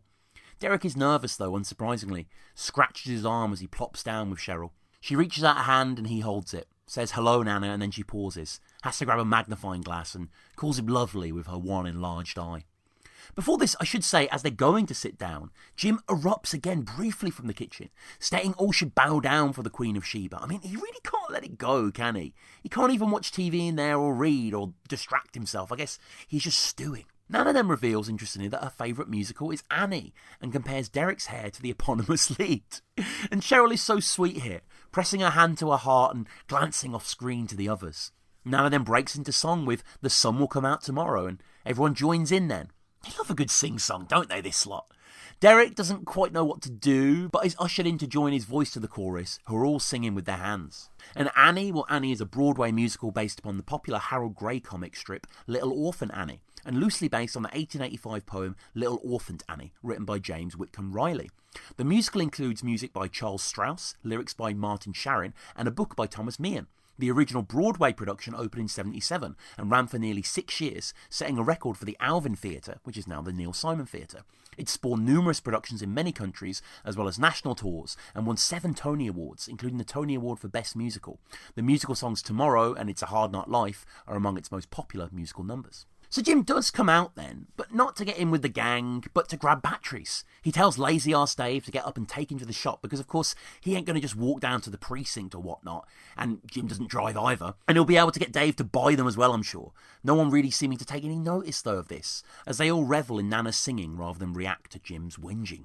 Walk the Line then plays again, and we fade back into Nana on her bed with none other than Mary. Now, you know I love Mary, and it's so good to see Mary back, and she's looking as spirited as ever. She's helping Nana eat. What a wonderful woman she is. Always quick to check on Norma in the original series, and here really going the extra mile. And this scene nicely anticipates a deleted scene that I'll get to towards the end of the episode, a deleted scene between Norma and Mary in the hospital that I really wish was in the main show, because it is a terrific moment. So Nana wipes her mouth and then mentions Elsie, her dead friend, and her daughter Marion. I love that she gets a mention as well. She's being laminated, Nana is saying. Laminated this week. I mean, another classic Nana-ism here with her misunderstandings. Dave and Denise have been laminated too, apparently. And as these old friends continue to chat, Jim then comes in, scratches his arse in his loose-fitting, cheap jeans and sits on his chair, shouting "laminate my arse" into the ether, not just allowing the two of them to enjoy each other's company without him trudging on top. It doesn't matter what Nana wants, though, as she now lives here, in my house, Jim says, and he doesn't want the laminating here, thank you very much. What a bitter man he is in this episode. You kind of forget beforehand how prickly he really is. Mary ignores this, greets Jim, who calls her Mother Teresa dismissively with a mug in his hand, asks after Joe to see if he's still decorating. He's painting the sides of a fish tank for some reason, apparently. There was some left over and it's magnolia at least. And we've heard lots about Joe's comedic mishaps before. The cut on his hand after cheese, dropping a fridge freezer on his toes and breaking them, and now we hear about a cotton wool bud that's lodged in his ear. And Mother Teresa, well, that's Mary Teresa Bojahu, I'm saying that completely wrong, better known as Mother Teresa, was an Indian-Albanian Catholic nun who in 1950 founded the Missionaries of Charity. After 18 years she moved to Ireland and then to India, where she lived most of her life. St. Teresa of Calcutta was canonised on the 4th of September 2016. The anniversary of her death is her feast day. She is not without her critics, though. There is a book by one of my favourite writers and thinkers, Christopher Hitchens, called The Missionary Position, Mother Teresa in Theory and Practice, which was published in 1995. The book's thesis, as summarised by one critic, was that Mother Teresa is less interested in helping the poor than using them as an indefatigable source of wretchedness on which to fuel the expansion of her fundamentalist Roman Catholic beliefs. Nana then starts to talk about her tablets, and we see Jim with a toaster on his lap. He turns it over, pours crumbs all over his legs for some idiotic reason. I mean, that's a Dave move there. That'll cause no end of mess, you know, but obviously Barb will get to that. And then he starts to fiddle with it. We have seen Jim before, of course, messing with a clock as well, just kind of absently doing a bit of domestic DIY as Dancer wanted to do. Joey here then had similar tablets to Nana. He had yellow ones for when he got his Mickey stuck in his zip. Cute turn from Pious Mary there. Nana winces. I like how we see the headphones from before on the headboard here.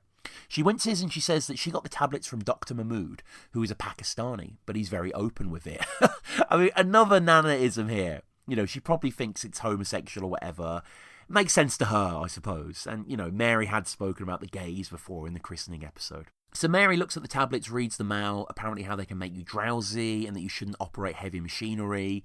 Jim is seen praying here as he is operating some machinery in some way or another. Mary then relays a story of Bernard from the flats. I mean, we've heard of the flats before, Wurzel Gummidge and Denise's old boyfriend before, but you haven't heard of Bernard. Apparently Bernard dropped dead in the middle of Matalan. He then found himself cremated, which Mary says was a real shock to her. And the ashes were split. He'd never been out of Manchester his whole life, and now half of him is in Salford and half of him in San Francisco. Which half was it, Nana asks, as if it isn't all one thing. I mean, you know, it's just a kind of ridiculous bit of glorious nonsense, this, isn't it? Now, he'd never been out of Manchester in his life. No. And now, half of him is in Salford, and the other half of him is in San Francisco. Which half? There's no way of knowing. Well, I hope it was his top half. Oh, so do I. And Matalan? Well, Matalan is a British fashion and homeware retailer based in Knowlesy, Merseyside. It was established by John Hargreaves in 1985 and is still owned by the family. As of 2020, the company employs over 13,000 people and have 230 stores in the UK, together with franchise stores in the Middle East. Jim then does admittedly get a sharp pun off here as he's been listening in. I left my half in San Francisco.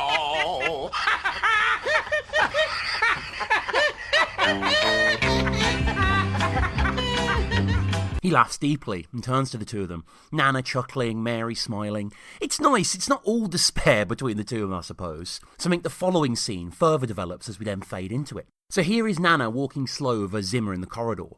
And this is the first time I've actually seen her up and not just in her bed. And waiting is Jim beside her. Not threateningly, but actually to help. The two of them cackling together as well. So it really isn't all grim. Jim seems to have turned a corner here, perhaps accepted the reality of the situation, moved to help Nana rather than just shout at her. And the song that plays here in the background is interesting too. It's a song called A Thing Called Love, originally recorded by Jerry Reed, and it's been recorded by many artists, including Elvis, Dave Dudley, and when the song was recorded by Johnny Cash, it became a #1 country hit in Canada. The song was also Cash's biggest hit in Europe, charting in Ireland, the UK, and the Netherlands. And the lyrics are quite telling. They kind of reflect Jim himself to me, talking about someone brought down by love.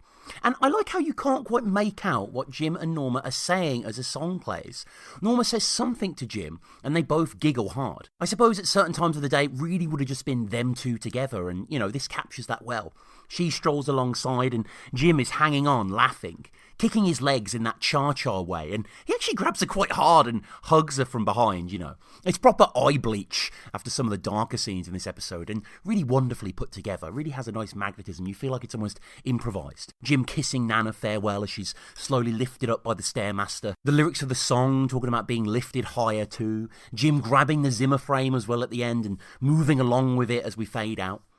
Nana has seemed happy these past few clips, but here in the next scene, she's a little more spiky.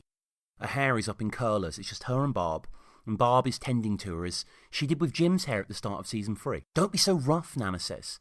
I don't want it curly like Jeremy Clarkson, who we've mentioned prior on the show when Jim says thank you very much, Jeremy Clarkson, as the rest of the family looked outside at a neighbour's new car. I think it's Jacko's new motor, or it could be someone else's. She also says, Norma says, that Barb is being like Sweeney Todd with the comb. And Sweeney Todd being a fictional character who first appeared as the villain of the Penny Dreadful series The String of Pearls. The original tale became a feature of 19th century melodrama and London legend. A barber from Fleet Street, Todd murders his customers with a straight razor and gives their corpses to Mrs. Lovett, his partner in crime who bakes their flesh into meat pies. And claims that Sweeney Todd was a historical person are disputed strongly by scholars, although possible legendary prototypes do exist. And I like the setting here too with the two of them. The daylight streaming in.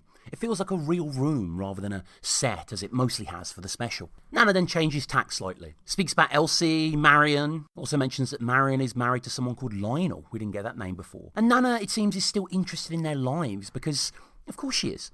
And they went for a meal, apparently, these two. They had a la carte, but Barb doesn't know what that is, despite it sounding lovely. It's something she'd prefer to chops, which feels more of a Jim choice. I mean, poor Barb, she does seem a bit worn down here. I mean, Nana isn't the most patient, but I suppose in many ways she has every right to be this way, Nana, to be a little grumpy with her situation, to be a little sad. Still Barb is doing all she can. She's even going the extra mile to do her hair nice, and Nana's just being short with her. Does Barb do this and the bakery, I wonder? I mean, again, this hasn't been established. And a la carte? Well, in restaurants, a la carte, literally at the card, is the practice of ordering individual dishes from a menu in a restaurant, as opposed to table d'hôte, saying that wrong again, or a set menu is offered. It is an early 19th century loan from French, meaning according to the menu. So Norma mentions the meal, and Barb knows her mother, knows to nudge her, to ask what they had for their teas, of course. Marion had soup of the day, which was Friday, and that almost feels like something Lennon would say in Spaniard in the Works, cup of twee and the like. Soup of the day, which was Friday, love it. Ice cream sorbets before and after as well. They had a crepe too, and Barb figures it makes sense for all the food they've eaten. I mean, it's right there on a platter, isn't it, that joke? They got to go there. Barbara then reminisces on how Norma would do her hair when she was young and put a little ribbon in it. And again, anything about Norma and Barb's history is so fascinating to me. I mean, we've only heard a little bit about Barb's dad before. And Nana also mentions in the 3rd episode, in the Antiques Roadshow episode, about the blackouts, which would have been in the 70s, and how they had to tie the dog down. I mean, I love the fact that Barb grew up with a dog, and, Norma and Barb had a dog in the family. I wonder what its name was. Norma says that her mum did the same to her. She then sniffs her nightie, Norma, says it's a bit mucky, and Barb can only say, right then. She'll put it in with everything else. Another thankless task to be done, and I'm sure others will pile up before that as she gets to it. Nana just keeps asking, though. Doesn't want it to be in with Jim's mucky wife fronts. I mean, we've heard of Dave's skiddies back in the pilot, and I can only imagine the state of Jim's. It's just more and more, isn't it? Norma then says that Barb should get stuck in on her toenails as well. Christ. I mean, you may remember also that Nana wasn't happy having her own bloomers outside drying when she stayed over for her cataracts, so there's even further demands implicit in this. And Sue Johnston's acting here is incredible. She loves her mam, of course, and she will do anything for her, but it's no doubt been extra hard on her becoming a carer alongside the one who does everything domestically in the house. I mean, especially with Anthony no longer around to help. Her voice is weary and thin, the veneer of saintliness delivered beautifully. Barbara, this nightie feels a bit mucky. Right, well, I'll throw it in with the next load. You can give it me after this. Can't you do a hand wash with it? I don't fancy it being in with Jim's Y fronts. They're so mucky.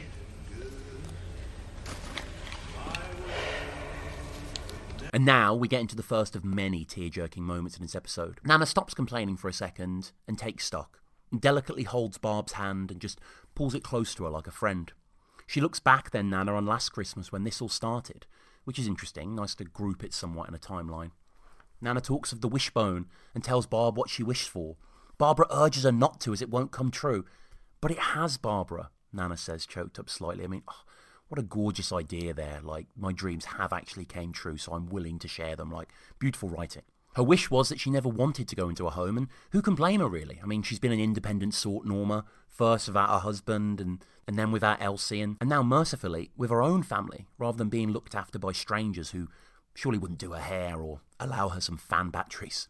And let's just take a moment here to dwell on that heartbreaking concept that Nana's just proposed, that Nana at Christmas, at her final Christmas, which she probably knows as she doesn't actually make the next one, unfortunately. So it was at this Christmas, as her last wish, she was wishing on a wishbone that she would at least experience some true love until she did pass, and not just be left on the shelf somewhere like Wheezy. Norma, when you think about it, she was there to dab Elsie's mouth in the hospice, and Barb's here for her too. In a darkly ironic way, Nana effectively got her wish granted of wanting to move in permanently to the Royals, but not under the right circumstances. No, don't tell me, because it won't come true. But it has, Barbara, it has. I wished that I would never have to go into a home.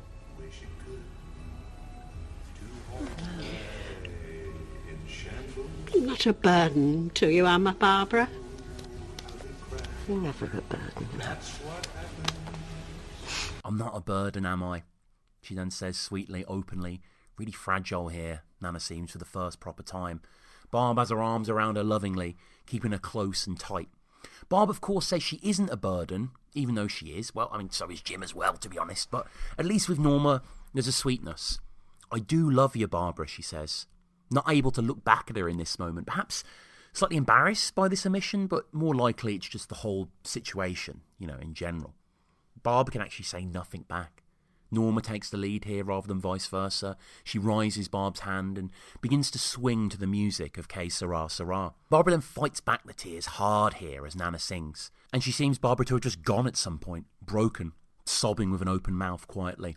Sue Johnston is just extraordinary in this scene, as is Liz Smith. I mean, this is one of the most moving scenes of any show, let alone this one. It's so true, so honest and candid. The way that Sue rocks her head back lightly as if trying to fight a full-blown outburst is magnificent. And again with the show, so real, showcasing a facet of emotion that we've all gone through, no doubt, but you don't traditionally see in scenes like this. So they rock together, mother and daughter, Liz and Sue, Barb and Norma. Barb then sits down onto the bed of her mother rather than being above in the carer position. She meets her on her level, hugs her from behind like a mother does of a child. And what a striking scene, One I'm sure millions can relate to, the role reversal and the realisation that being in situations like this is always destined for the same grim fate. It's so carefully and delicately shot as well. The song grows louder and the camera pans out so we can see more of the equipment around Nana. The Zimmer frame, the piled high laundry. Barb can't sing at first, again choking back tears as she swaddles her elderly mother. Then she fights through at the end and the two of them sing together. Whatever will be indeed. And though we've had so many royal family touchstones and motifs referenced in this episode and pieces of history, there hadn't up until now been that patented long-form silence that the show does so well. And we kind of get that here, albeit with noise, so not really, but you get what I mean. It's a long shot here as it pans out of the characters just being. There's no dialogue, and in this case, it's just all emotion. The song then rings out as the two sing, and we fade out without any I Walk the Line anymore. It's a little too sad for that at this moment as we enter the final third of the episode. So we cut across, and it's Denise up at Nana's bedside, which is good to see. I mean, it would have been a bit egregious if we'd had Nana and Dave, but no Denise actually, getting off a pregnant arse and tending to her grandmother. Denise, who is painting Nana's nails quite skillfully. I bet Sandy Scissors wouldn't be capable of doing them that good. She then asks if Nana still wants those hair extensions. She does. It's something a bit different, and Denise says babes again. I mean, she's obsessed with this phrase, and, I like that they add something new to her vernacular to show that times have changed. I mean, she totally would have been the sort of person to say babes. Not that people don't say babes in 2022, but, babes had a moment in kind of the mid-2000s. So Nana is pleased and asks if Denise ever thought about doing her nails like that. But, like Jim, she's quick to fire off the too busy excuse. But at least Denise is a little more self-effacing about it to an extent. Says that they will get stuck in the remote control, which is a great image. Do you ever think of doing this to your own nails? Well, I've always got loads of things to do, and false nails, they just slow me down, get stuck in the remote control. You're your father's daughter, all right, aren't you? Nana, don't say that. I mean, she really is, isn't she, as well? We've discussed this a fair bit on the show. I mean, we discussed Nana's inherent similarities to Jim as well. The closed door to the kitchen then opens, and it's baby David in his karate outfit, belt and robe and all. He says they're almost ready, and Denise says they're excited. Nana then asks what baby David is hoping for, brother or sister. He wants a brother, apparently, but Big Dave doesn't mind as long as it's his, Nana says. Still got a waspish wit. I trust Denise. I think there's probably more chance of Dave having a little Beverly knocking about, So the two of them laugh at this, and Nana then, with her fresh nails, places a hand on Denise's stomach and sweetly says that whatever it is, she's going to hang on to meet it. Which is tender again. I mean, the shot composition, wonderful here. The clashing of these garish nails on a full belly with Denise's extensions draping across. This is what the show's so brilliant at. And, think of the first image of the first episode. We see Denise painting her nails against a full ashtray. They're genius at these juxtapositions by now. So Denise kisses Nana's hand and acknowledges what she just said. But what can you say, really, to something like that? I mean, you hope so. You hope that, Nana will last. But it adds an extra dimension of sadness to the situation that whilst she may be able to meet the child, she certainly won't be able to spend much time with the youngest Royle. And then a new character enters from the closed door. It's Lewis, in the flesh, Aunt's son, who claims that little David, taken after his father and mother no doubt, keeps getting his bit wrong. It is nice though for Lewis and David to be so close in age. And when you think about it, it all lines up. Denise announces that she's pregnant at the start of season 2. Emma says at the end of season 3, so they are literally a year apart. And I was similar in age to my cousin actually, who was also called Lewis, and who I also remember watching the Royal Family with. But I'm sure that's something you couldn't give a shiny shite about. Lewis thinks he's on the X Factor, Denise says. And this got me thinking, in me head, as Denise is one to say, that let's just say there was a 4th series of the Royal Family that happened a year after the 3rd one, after Roger and Valerie. One of the big things that they kind of missed out on culturally that developed in the time between the end of Series 3 and Queen of Sheba was stuff like the X Factor, was stuff like these giant reality shows, And it kind of would have been good, maybe, to have an episode where, a bit like the Millionaire episode, where they're just watching Pop Idol, they're just watching X Factor, and they're just commenting on the singing and stuff. I don't know, I'm not trying to tell these genius writers what to do, but I'm just thinking that could have maybe been quite a fun episode for a Series 4 that never happened. So Lewis thinks he's on the X Factor, Denise says, and of course the X Factor being a British reality TV music competition created by Simon Cowell. Premiering on the 4th of September 2004, it ran for around 445 episodes across 15 series, each one primarily broadcast late in the year until its final episode in December 2018. All episodes were presented by Dermot O'Leary, with some exceptions. The first 3 series were hosted by Kate Thornton, while Carolyn Flack and Ollie Murs hosted the show for the 12th series. And yeah, the X Factor was giant. I mean, we were in the kind of backwash of Pop Idol, and I just remember the X Factor being everywhere, and particularly when I was a little bit older in like year 11 and stuff, like remember Diana Vickers and JLS and obviously One Direction, and I mean, love it, hate it, I can't say I'm much of a fan of this thing, but it was a juggernaut undeniably. So we've got some performances forthcoming, but Nana then says she wants to talk to Denise properly about when she goes. Denise, of course, says go where. Nana clarifies heaven, and Denise struggles with this, but says okay, as apparently they won't let Nana talk about it. I mean, it makes sense really. Who does want to talk about that? It's interesting that Nana says heaven as well, but makes sense for someone of her age to be religious, or, it could just be a big metaphor perhaps for her. Clearly she didn't fear God when she robbed Elsie's home after her death. How do you spell funeral, Nana asks, which is surprisingly kind of cryptic way of speaking for her. So Denise spells it out phonetically, and I wonder if she would have got it all right. But there she goes F-U-N, and Nana stops her there. Because at that point she says, I want my funeral to be fun. She wants to put the fun into funeral, which is a lovely gesture, no doubt, but obviously easier said than done. Nana also asks if we can have vol-au-vents too, a hangover from the Elsie's funeral episode where she mentioned as much. I like that pronoun of we there, as if, she will be there, which in spirit, of course, she is. Denise says she'll make them herself, the vol-au-vents. From a packet, probably, though. Got to be there with that stipulation, of course. Nana then admires her nails, and soon after, Ant comes in and makes reference to old London that he visited first 6 years back, saying the kids seem to be practicing as if they'd be performing at Wembley Arena. Wembley Arena being, originally called the Empire Pool, now known as OVO Arena Wembley for sponsorship reasons, is an indoor arena next to Wembley Stadium in Wembley, London, used for music, comedy, family entertainment and sport. The 12,500 seat facility is London's second largest indoor arena after the O2 Arena and the 9th largest in the UK. Denise then calls Ant babes once more, talks of them having such talented kids. Nana then claims all the talent is from her. I guess it's from Jim, maybe, probably more. Jim's got musical talent and stuff like that. It's not from anywhere but themselves, but, maybe Nana's right still. So Barb sits down beside Nana and the boys come in to perform. Lewis is on Barb's lap and baby David is introduced by Anthony. Okay, ladies and gentlemen, let's get ready to rumble! He learned his craft in Tokyo, Japan, and Kevin's karate class on Church Road. It's Master David Lightning Pants Best! Yay! Lovely to see Ant being such a great dad, but it makes sense, I suppose. He was always the sweetest of the family, the most like his mother. Baby David then gets some moves on after the bow, and everyone loves it. Lewis then goes into some impressions. The boy of 1,000 voices, with all of them quite similar, Anthony says, from Nana's corner.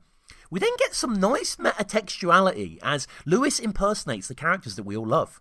His Nana is silly and high-pitched, Jim, which is pretty on point, to be honest.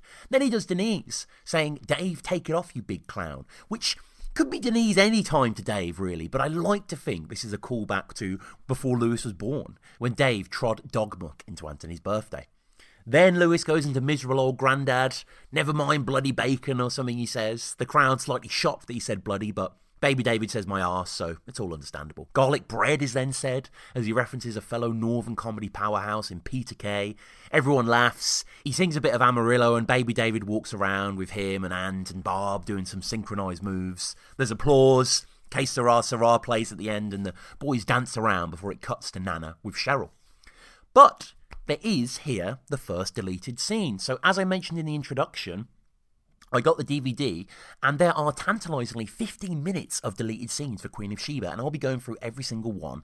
The majority of them take place in the hospital, but this is a bit of an outlier as it takes place a little earlier in the episode. So here's what happens in this deleted scene. So with Norma on her bed after the boys have done the karate exhibition, she says the boys get all the talent from her, and she starts to sing. It's a song that they all love and they all join in with, because, it's one of the Nana songbook classics, of course. She's no doubt sung it many times before off screen. Everyone sings and dances. Lewis grooves robotically, and he's also dancing with a pregnant Denise. And there's 3 pairs of people getting involved here. Denise with her nephew, Anthony with his nephew, Norma and Barb at the back singing to each other, really loving it. It's a beautiful shot, and it's kind of a shame it was cut, really. These generations on screen, 4 generations of royals in a way, together in front of each other rather than television. So everyone's dancing along, and Lewis and Denise both fall to the floor and start laughing. I've never seen Denise so active. So they're giggling away. Ant is swinging baby David around in his karate get-up. Ant notices his sister on the floor and helps her up, helps our kid up, her and the baby and all. It's a far cry from these two, the way they were in the original series, and it's nice now that they just get to get on like siblings do when they're more mature. It's subtly captured here. So now back into the main episode. Nana is with Cheryl and she's offering advice as Cheryl is listening beside. When she was looking for love, she couldn't find a boyfriend in the paper, she said. Well, no, there was a town hall dance with Betty, wasn't there? It's important to know hobbies they're into to see if you're compatible, she says. And then in a great reveal, the camera pans to Cheryl with a potential beau by her side. Someone called Slash, no less. A bulleted rocker with a big heavy ring fingers and a t-shirt with a USA bandana on a skull beneath a heavy leather jacket. Like Derek, it's nice of Cheryl to bring Slash around, but again, probably not the best choice. I think it's a good idea because it means that when you go out on your first date, at least you know you've got something in common. What are your hobbies, Slash? Biking and paintballing. So Slash likes biking and paintballing, and he totally does look the sort. I love the defined resoluteness with which he says that too. So assured in his likes. And why shouldn't he be? Nana thinks Joe has paintballed the entire staircase next door in Magnolia. Cheryl is just open mouth listening. They're interrupted, however, as a jubilant Jim with champagne in hand, along with Barb, Dave and Dave Jr. all enter happily. Barbara says hello, Cheryl, as if she hadn't expected her to be round. I mean, Slash probably wanted to pop over thinking no one would be here and, he could get his end over firing paintballs. Jim can be seen dancing at first, and then he looks off camera, presumably to where Slash is. And yeah, he must be thinking, who is this 1%er Twiggy archetype over here with Shezzy? And that is all we get of Slash in this scene. I mean, it would have been nice to have a bit more of this guy, but he's kind of there, his presence is as a joke, and the scene gets taken over because there's more important royal family history happening before our eyes. They're celebrating. It's the birth. It's the birth of the first royal granddaughter, and I guess great-granddaughter. Nana did make it. Drinks are poured, Dave excitedly introduces his girls, so we know it's a girl, and she's sporting a cute ribbon on her head, like Nana and Barb spoke of earlier.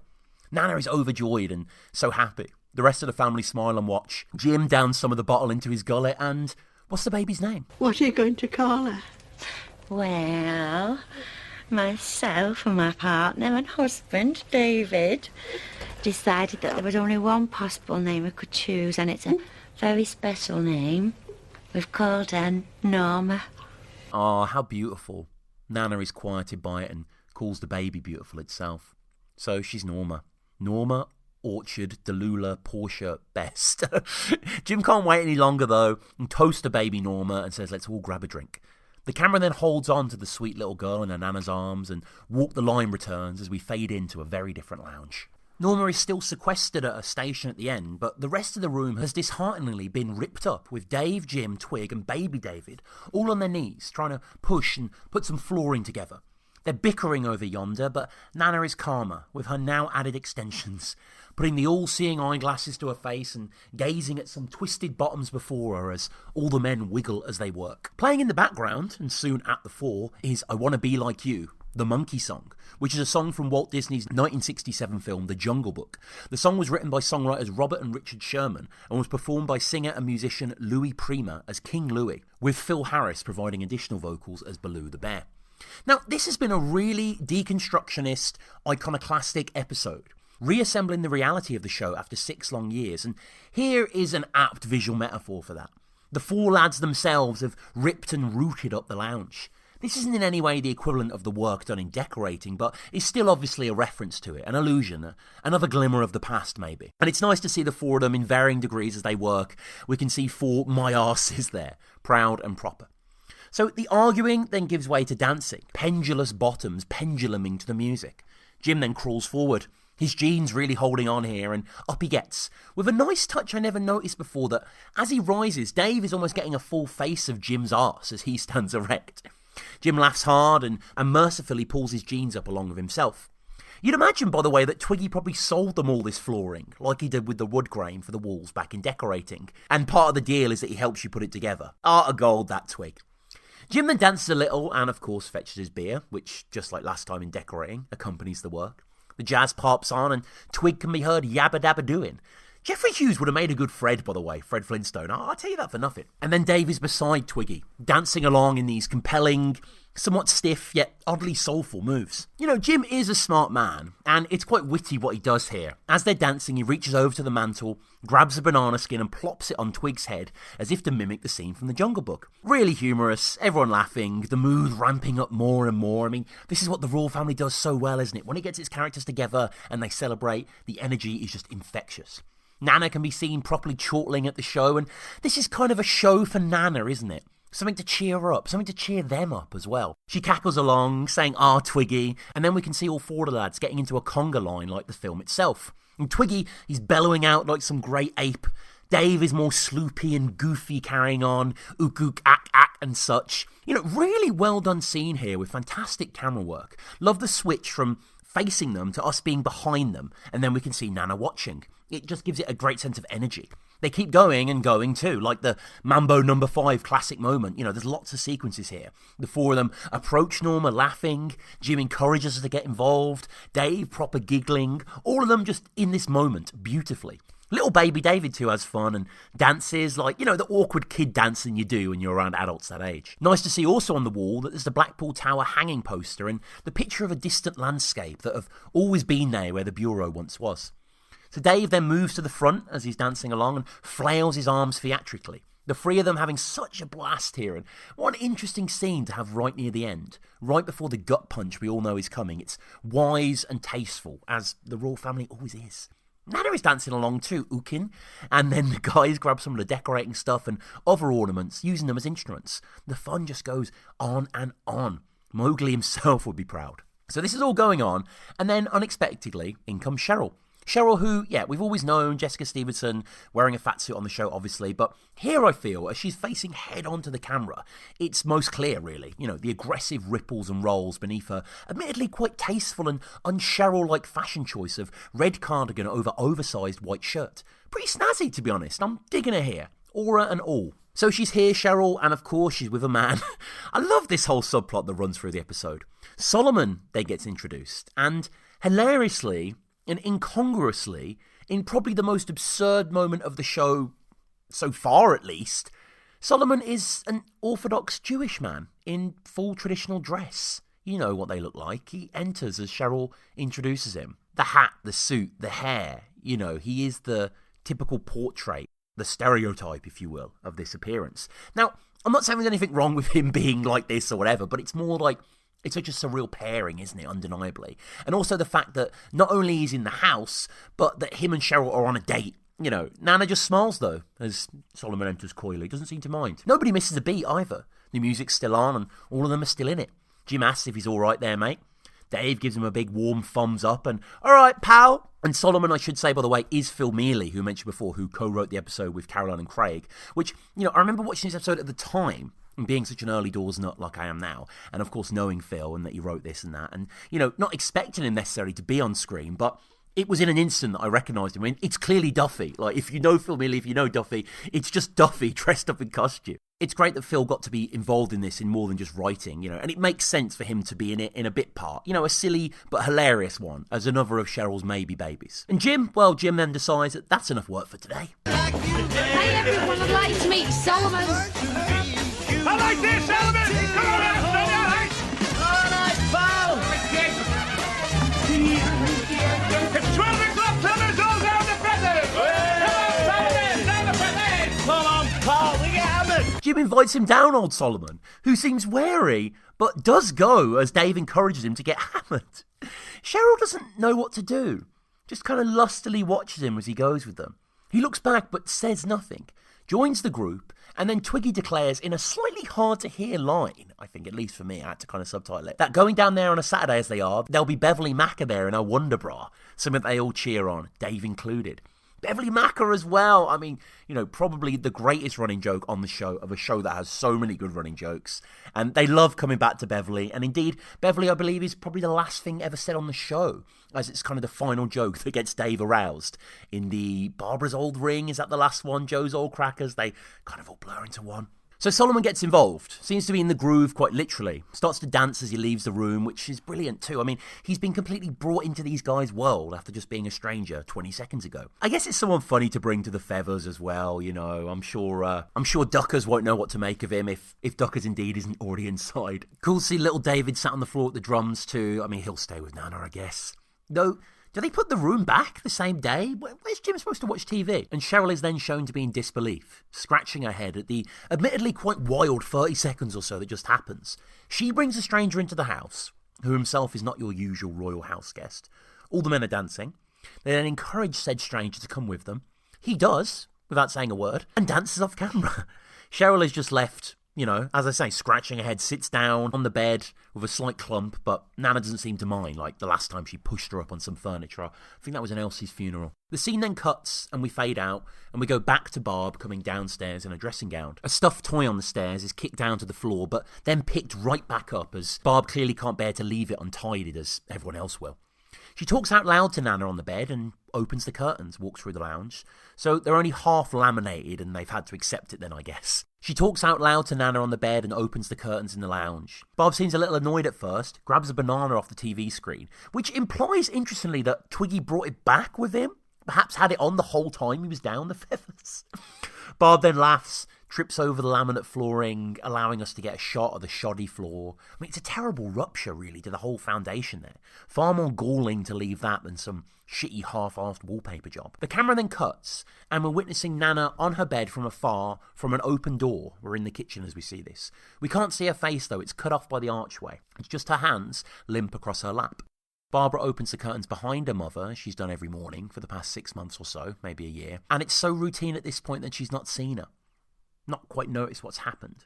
She tells of apparently Solomon having 10 snake bites at the pub, and Barb struggles to remember the recipe. There's then a cut in conversation, the cut of the trivial, instantly. This cut here is masterfully done, speaking about something trivial and then suddenly realising the magnitude of a situation. There is just a silence that lands as Sue Johnston stares and masterfully conjures such despair, such desperateness upon realising what could be happening. The mams that she says torture us, the quiet choking. It's really well put together, so simple yet devastating. And Nana's arms really do look flat and lifeless. The light across her delicate gown and the sleeve of Sue Johnston as she tries to shake her away. Sublime stuff. Do you remember, Mum, you used to love a snake bite? What is it again? Is it half a cider and half a lager, or half a lager and half a cider?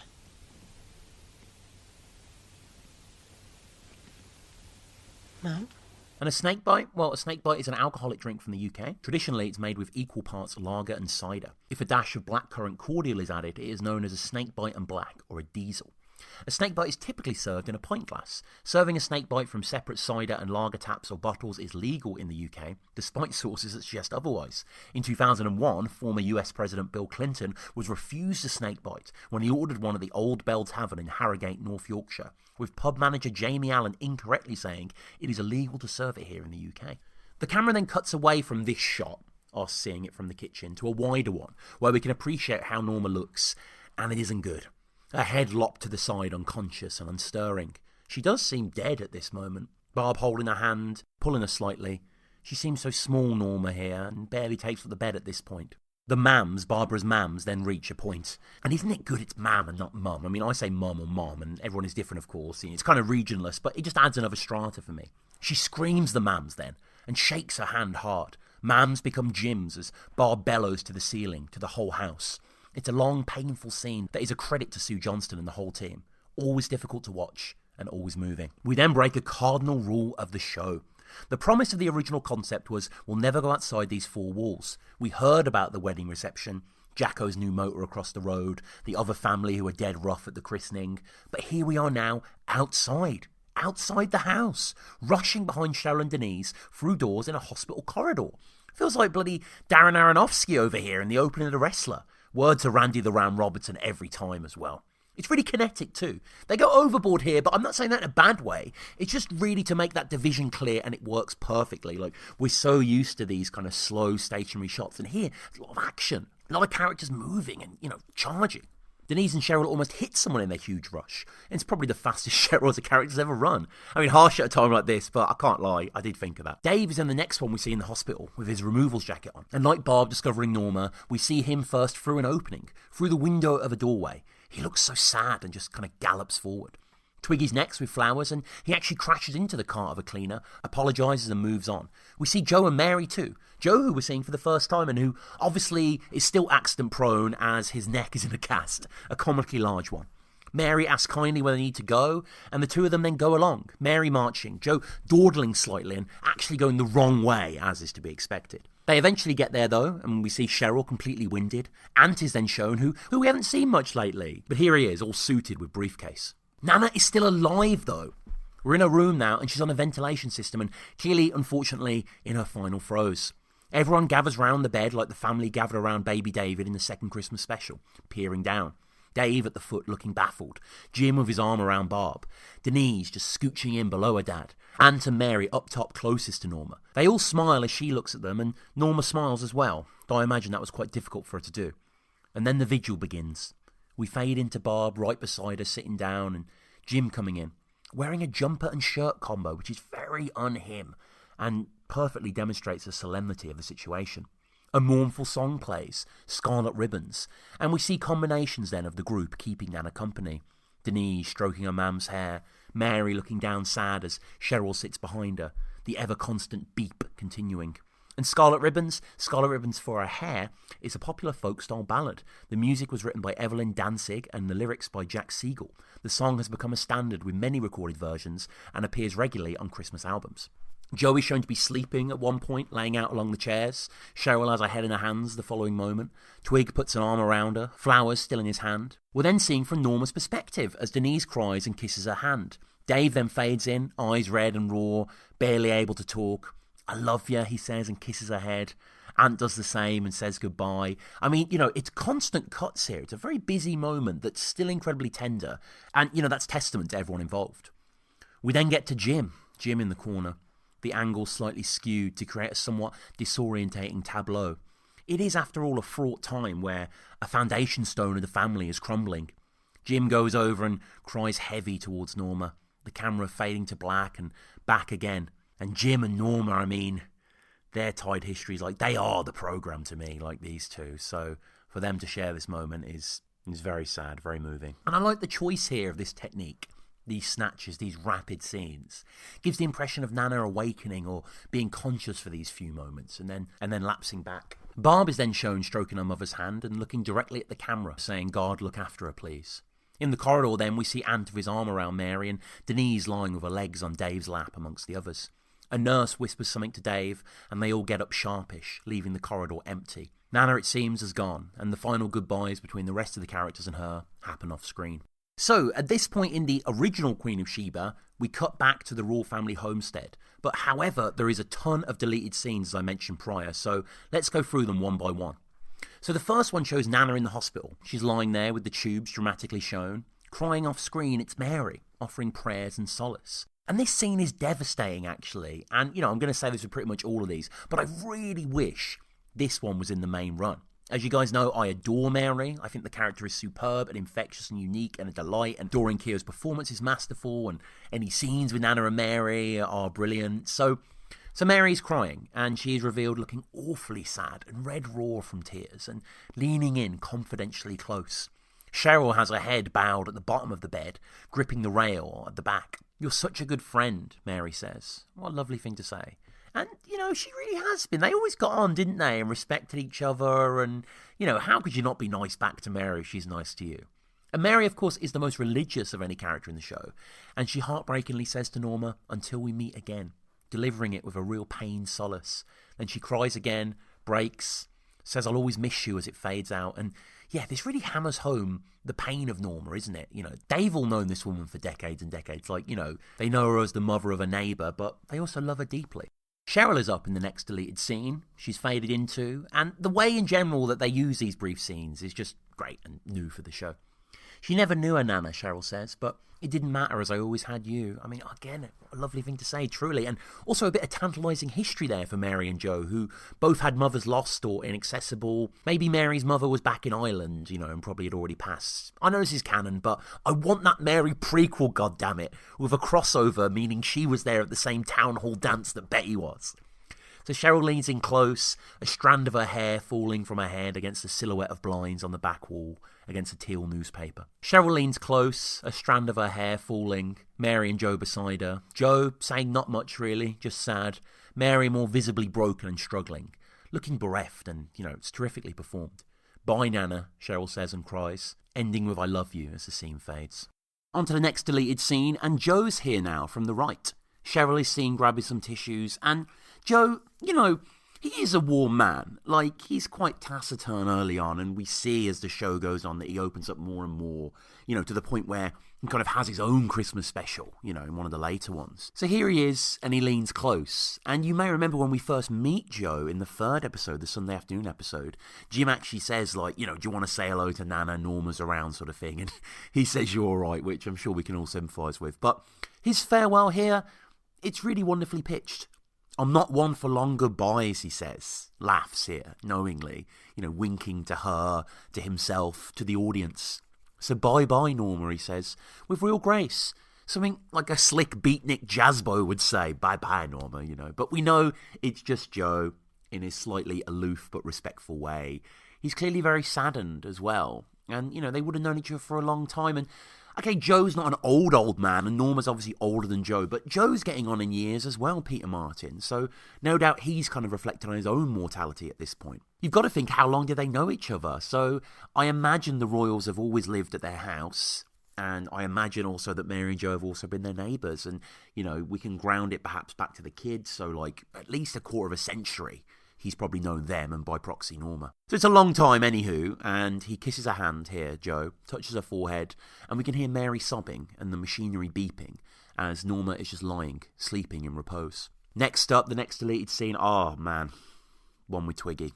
I mean, Twiggy is one of the true heavyweights of the show for me, you know, and here he is, a bulldog with puppy dog eyes, chain rattling his vest, his roomy, kind of teary-eyed vision.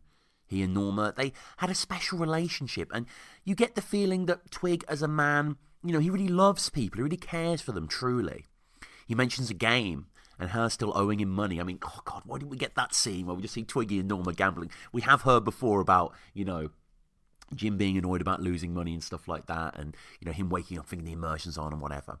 And Twiggy shows a real vulnerability here. And I love the choice for these moments where we have a show like The Royal Family that is so much about the characters looking into the television.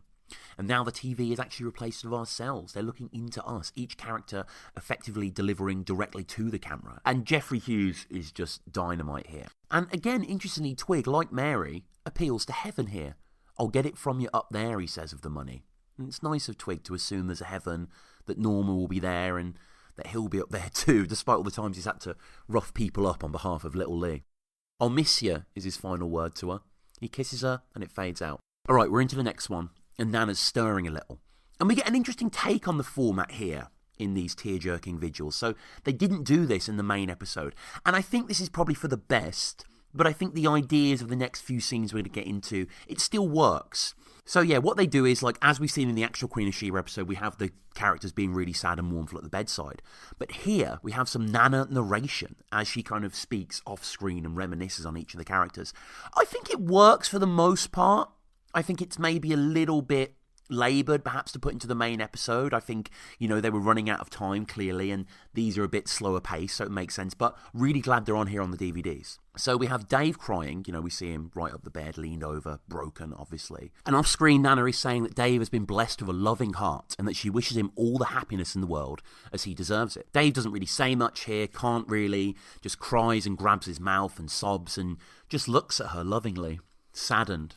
I love you is his final words as it fades, and he kisses her, and he leaves the bedside and opens the door and goes. Following scene, it's now Denise's time to cry, and she holds Nana close, and, you know, both of their hands are ringed, and the voiceover technique comes back here.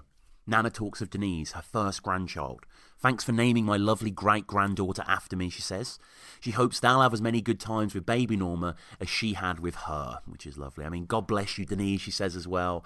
And Nana seemingly conscious as this ends and Denise cries. I would say that this is probably the first deleted scene that I'm like, yeah, this makes sense that it's not in there. It's just a little too similar. You know, it's kind of retreading that familiar ground. Following this is Anthony. Anthony's then faded in on. And interestingly, he is not leaning close in confidence, familiar, but at the end of the bed, where we can see Norma's feet poking, her body thin and frail. He's suited and booted, of course, nervous, abject, distant and reserved, seemingly nailed to the floor right there at the base of the bed in the room. Nana talks to him always bringing something when he visited, which we saw before with the CD player, which is kind of the bedrock of the show structurally, you know, I walk the line, the connective tissue. She says how proud she is of him, how he's grown up into a real gentleman, which he really has. He kisses her and he goes with a choked up, bye Nana. And the next one, oh, what a scene here. This begins with Jim at the corner of the room like before, but with a new voiceover added. She says amazingly, this is what Norma says, I've had you since the day Barbara brought you home. Wow, what an image there, and a statement. She knows that his heart is breaking, she says, and that he couldn't let it show, but she knows that he loved her. I love you too, Jim. I mean, this declaration in death that could never have been said so openly in life. Marvellous. Jim turns at this point, walks to the end of the bed, and here Nana is seemingly fully awake for the kiss. It then cuts to Jim, crying like a blocked drain, gagging. It's agonising. And the final deleted scene in this section has Norma being lovingly stroked by Barb in that childish way that is so endearing. And here is probably the best of these voiceovers for me. There is a real pride in Liz Smith as she delivers these lines. She says how much she loves Barbara and how she's ready to go. Death ends a life, not a relationship, she says as well, adding, I know you'll always carry me in your heart. Barbara just says a simple bye-bye with real love and real pain. Look after her, God, she says, which we saw before, but of course the voiceover here changes things slightly. So there goes Nana. I mean, truly one of the great characters of television, one of the all-time performances by Liz Smith. And, yeah, I mean, understandably a gut punch of a farewell there. We then fade back into the royal homestead, and it's after the funeral. Everyone's in black.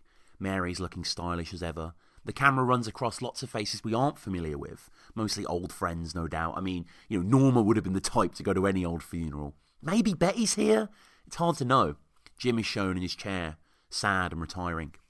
Ant passes drinks out. Baby David is on his dad's lap eating hula hoops from a bowl. Cheryl beside is wiping her tears, but also with hula hoops on each of her fingers.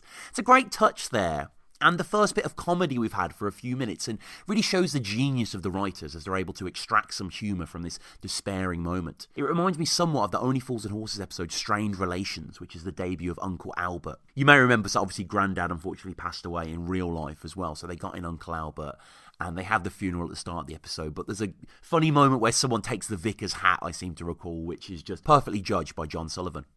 So the buffet is set and is impressive. Joe is standing by and the priest comes over to him and he says it was a very nice service. Denise, still clearly very upset, chucks Chris into the bowl.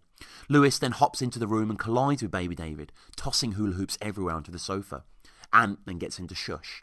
I'm surprised we don't see Emma or Roger or Valerie or Darren here out of interest. I mean, you'd think they make some effort. I mean, Darren at least. I mean, in my head canon, he's currently in prison with all of his other brothers. Jim then gets up and moves to the kitchen where Barb is alone, cig in hand. I'm sorry. Come on, love. Let's just get through today, eh? That's what Norma would have wanted. Yeah. But hey, a little miracle happened today, What? Denise got off her ass and made the buffet. Jim is still Jim, of course. Got to make fun of Denise and Cheryl, but he's doing it out of love, to distract from the debilitating reality of Nana really not being there anymore. Where she was all that time for the last year or so. Now the buffet stands. Barb cries further. Jim tries to comfort her. Says he'd give all the money in the world to have one more bloody row with her. It's nice to hear in the next room that Joe is at his chair and singing like at the end of Anthony's birthday. I mean, he seems to do it without any warning, but it's received warmly. Jim's smiling with his glass of ale beside the TV. Dave and Ant standing beside him, clearly struggling with the weight of the day. And the song Joe is singing is called Pal of My Cradle Days, and it's by Anne Breen, a vocalist from Northern Ireland who is best known for the single. She was alive right up until the end, Mary says to Barb as a comfort, which is sweet and true. It can be extra devastating in these situations when the person dies before they actually die, if you know what I mean. Norma wasn't that. She was bounding to that Jungle Book boogie, and I assume that was just a few days before. Barbara then talks of her warm, loving face and her white head of curls twinkling up at her. Right there where the sausage rolls are, she says, and the camera nods towards them on the table, the bed still set up behind. And Nana's last words, Mary wants to know that. Trevor McDonald, apparently. I mean, you got to love Trevor, and, something that Mary, in classic Mary fashion, declares as a fitting tribute to the man. I mean, it kind of is, to be fair. And Sir Trevor McDonald, of course, is a Trinidadian British newsreader and journalist. Best known for his career as a news presenter from ITN, McDonald was knighted in 1999 for his services to journalism. Denise, clearly distraught and needing a distraction, gets up to say something. And we cut to the sofa and see that beside Cheryl is PJ. He who pissed on his own landing with the wife that's still dead.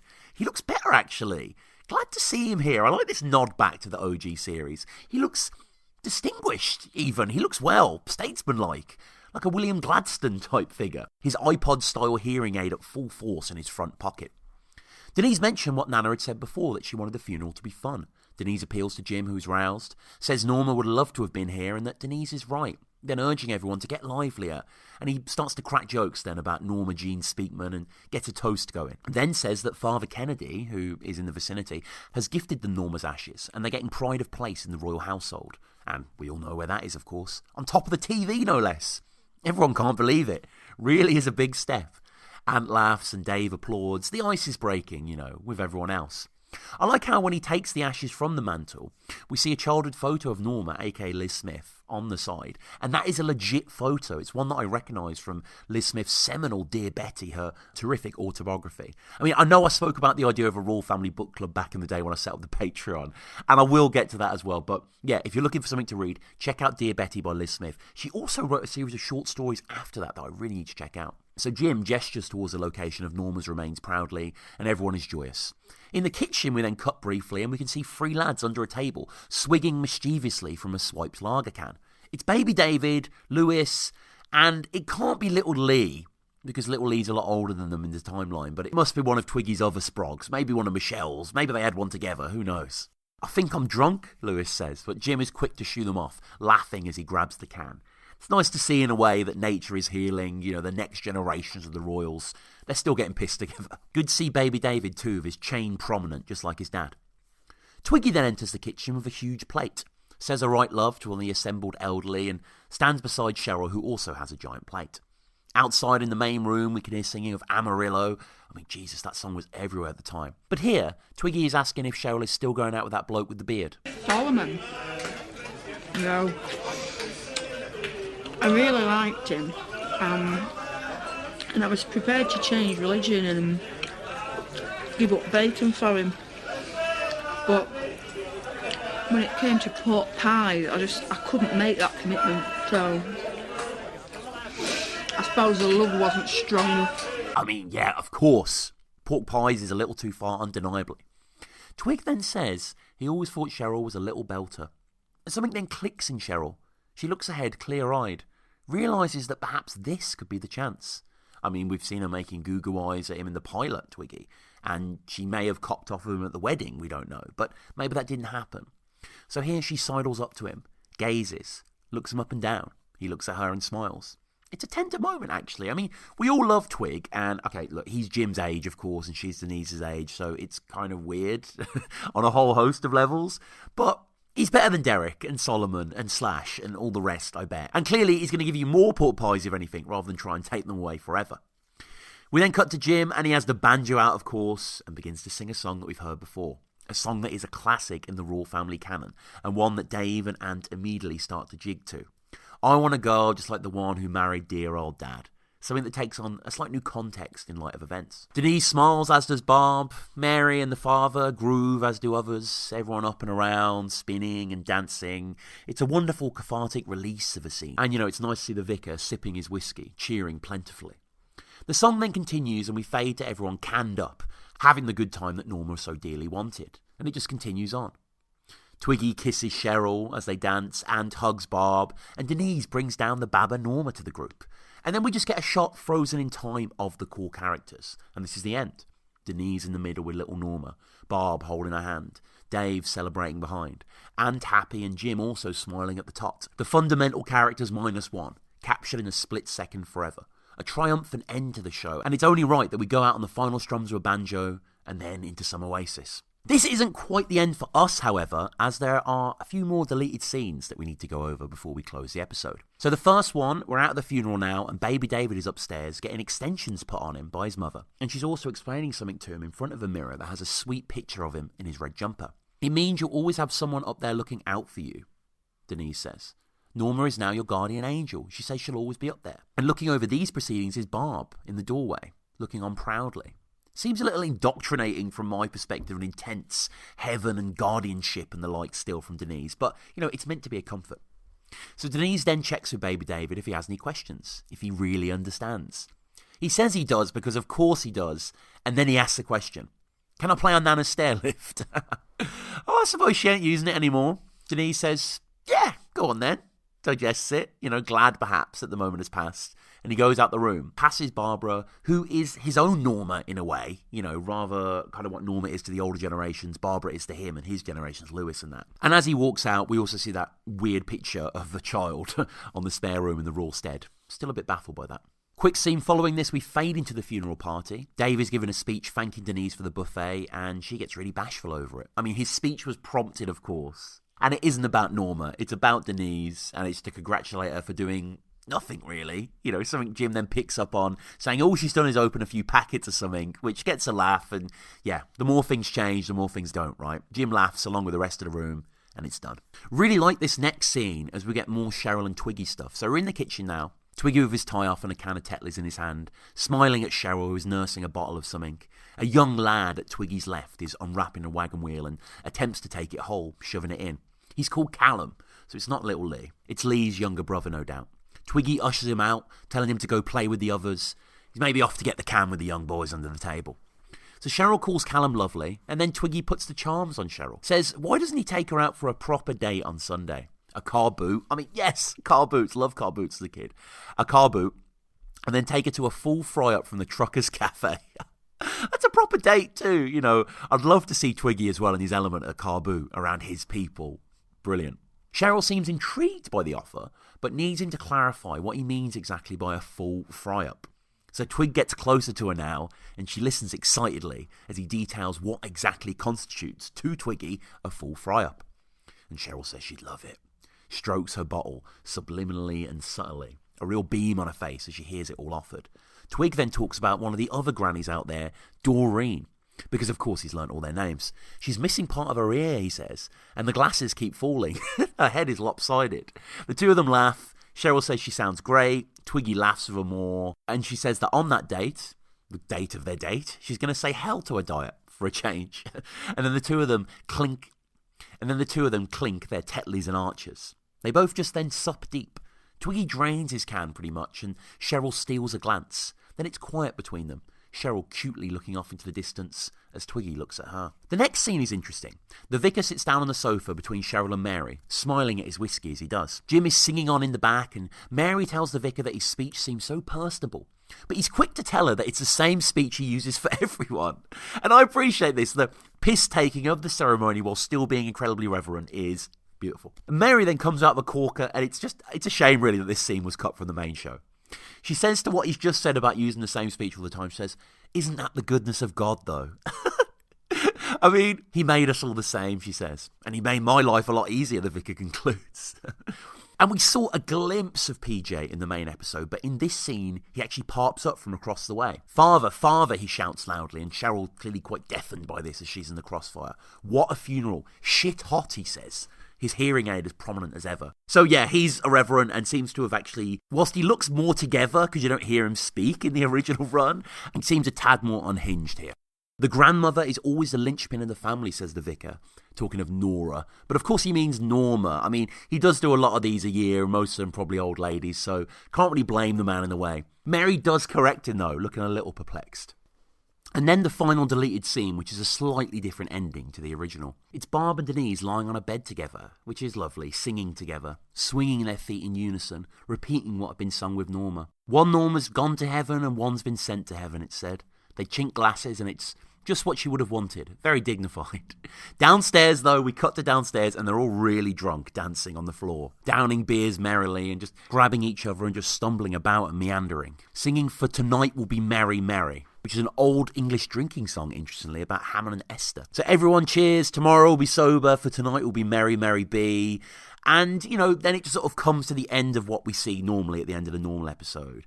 Baby Norma's brought down, you know, the baby looks so small, you know, and then everyone's just going mad, everyone's dancing, everyone's celebrating, everyone's putting the FUN in funeral, just as Norma would have wanted. Rest in pieces. All right, and there you go, guys. There are my thoughts on the Queen of Sheba. As always, I would love to hear from you. Get in touch with me, the RoyleRamblePod@gmail.com. Let me know what you think about this dilemma I'm going through. Do I do early doors? Do I do the Royal Family specials? You know, email me about that. Email me about Sheba. Anything else? iTunes is there. Please leave a review if you enjoyed the show. Please buy me a coffee as well if you want to donate a little bit of money just to help keep the lights on at Royle Ramble HQ. That's appreciated. Twitter is there. My website, tomquee.com. My podcast about 100 Reasons, and just tomquee.com will, you know, give you an insight really into lots of shows that I've done and, you know, where my interests lie and stuff like that. But as ever, appreciate you listening. This one took a hell of a long time, a lot of research, a lot of note taking, a lot of editing. But as always, it was all worth it in the end, and, you know, I'm still in awe of this true masterpiece. So yeah, go back through the archives. Help support us on Patreon, maybe, if you want to as well. I'll be back soon. Will it be early doors? Will it be the specials? Still a little undecided. I appreciate if you're listening to this in the future. Doesn't really matter. You know, you can see what I've done. But yeah, tomquee.com. Check out tomquee.com as well. This is Tom Quee himself saying see you next time.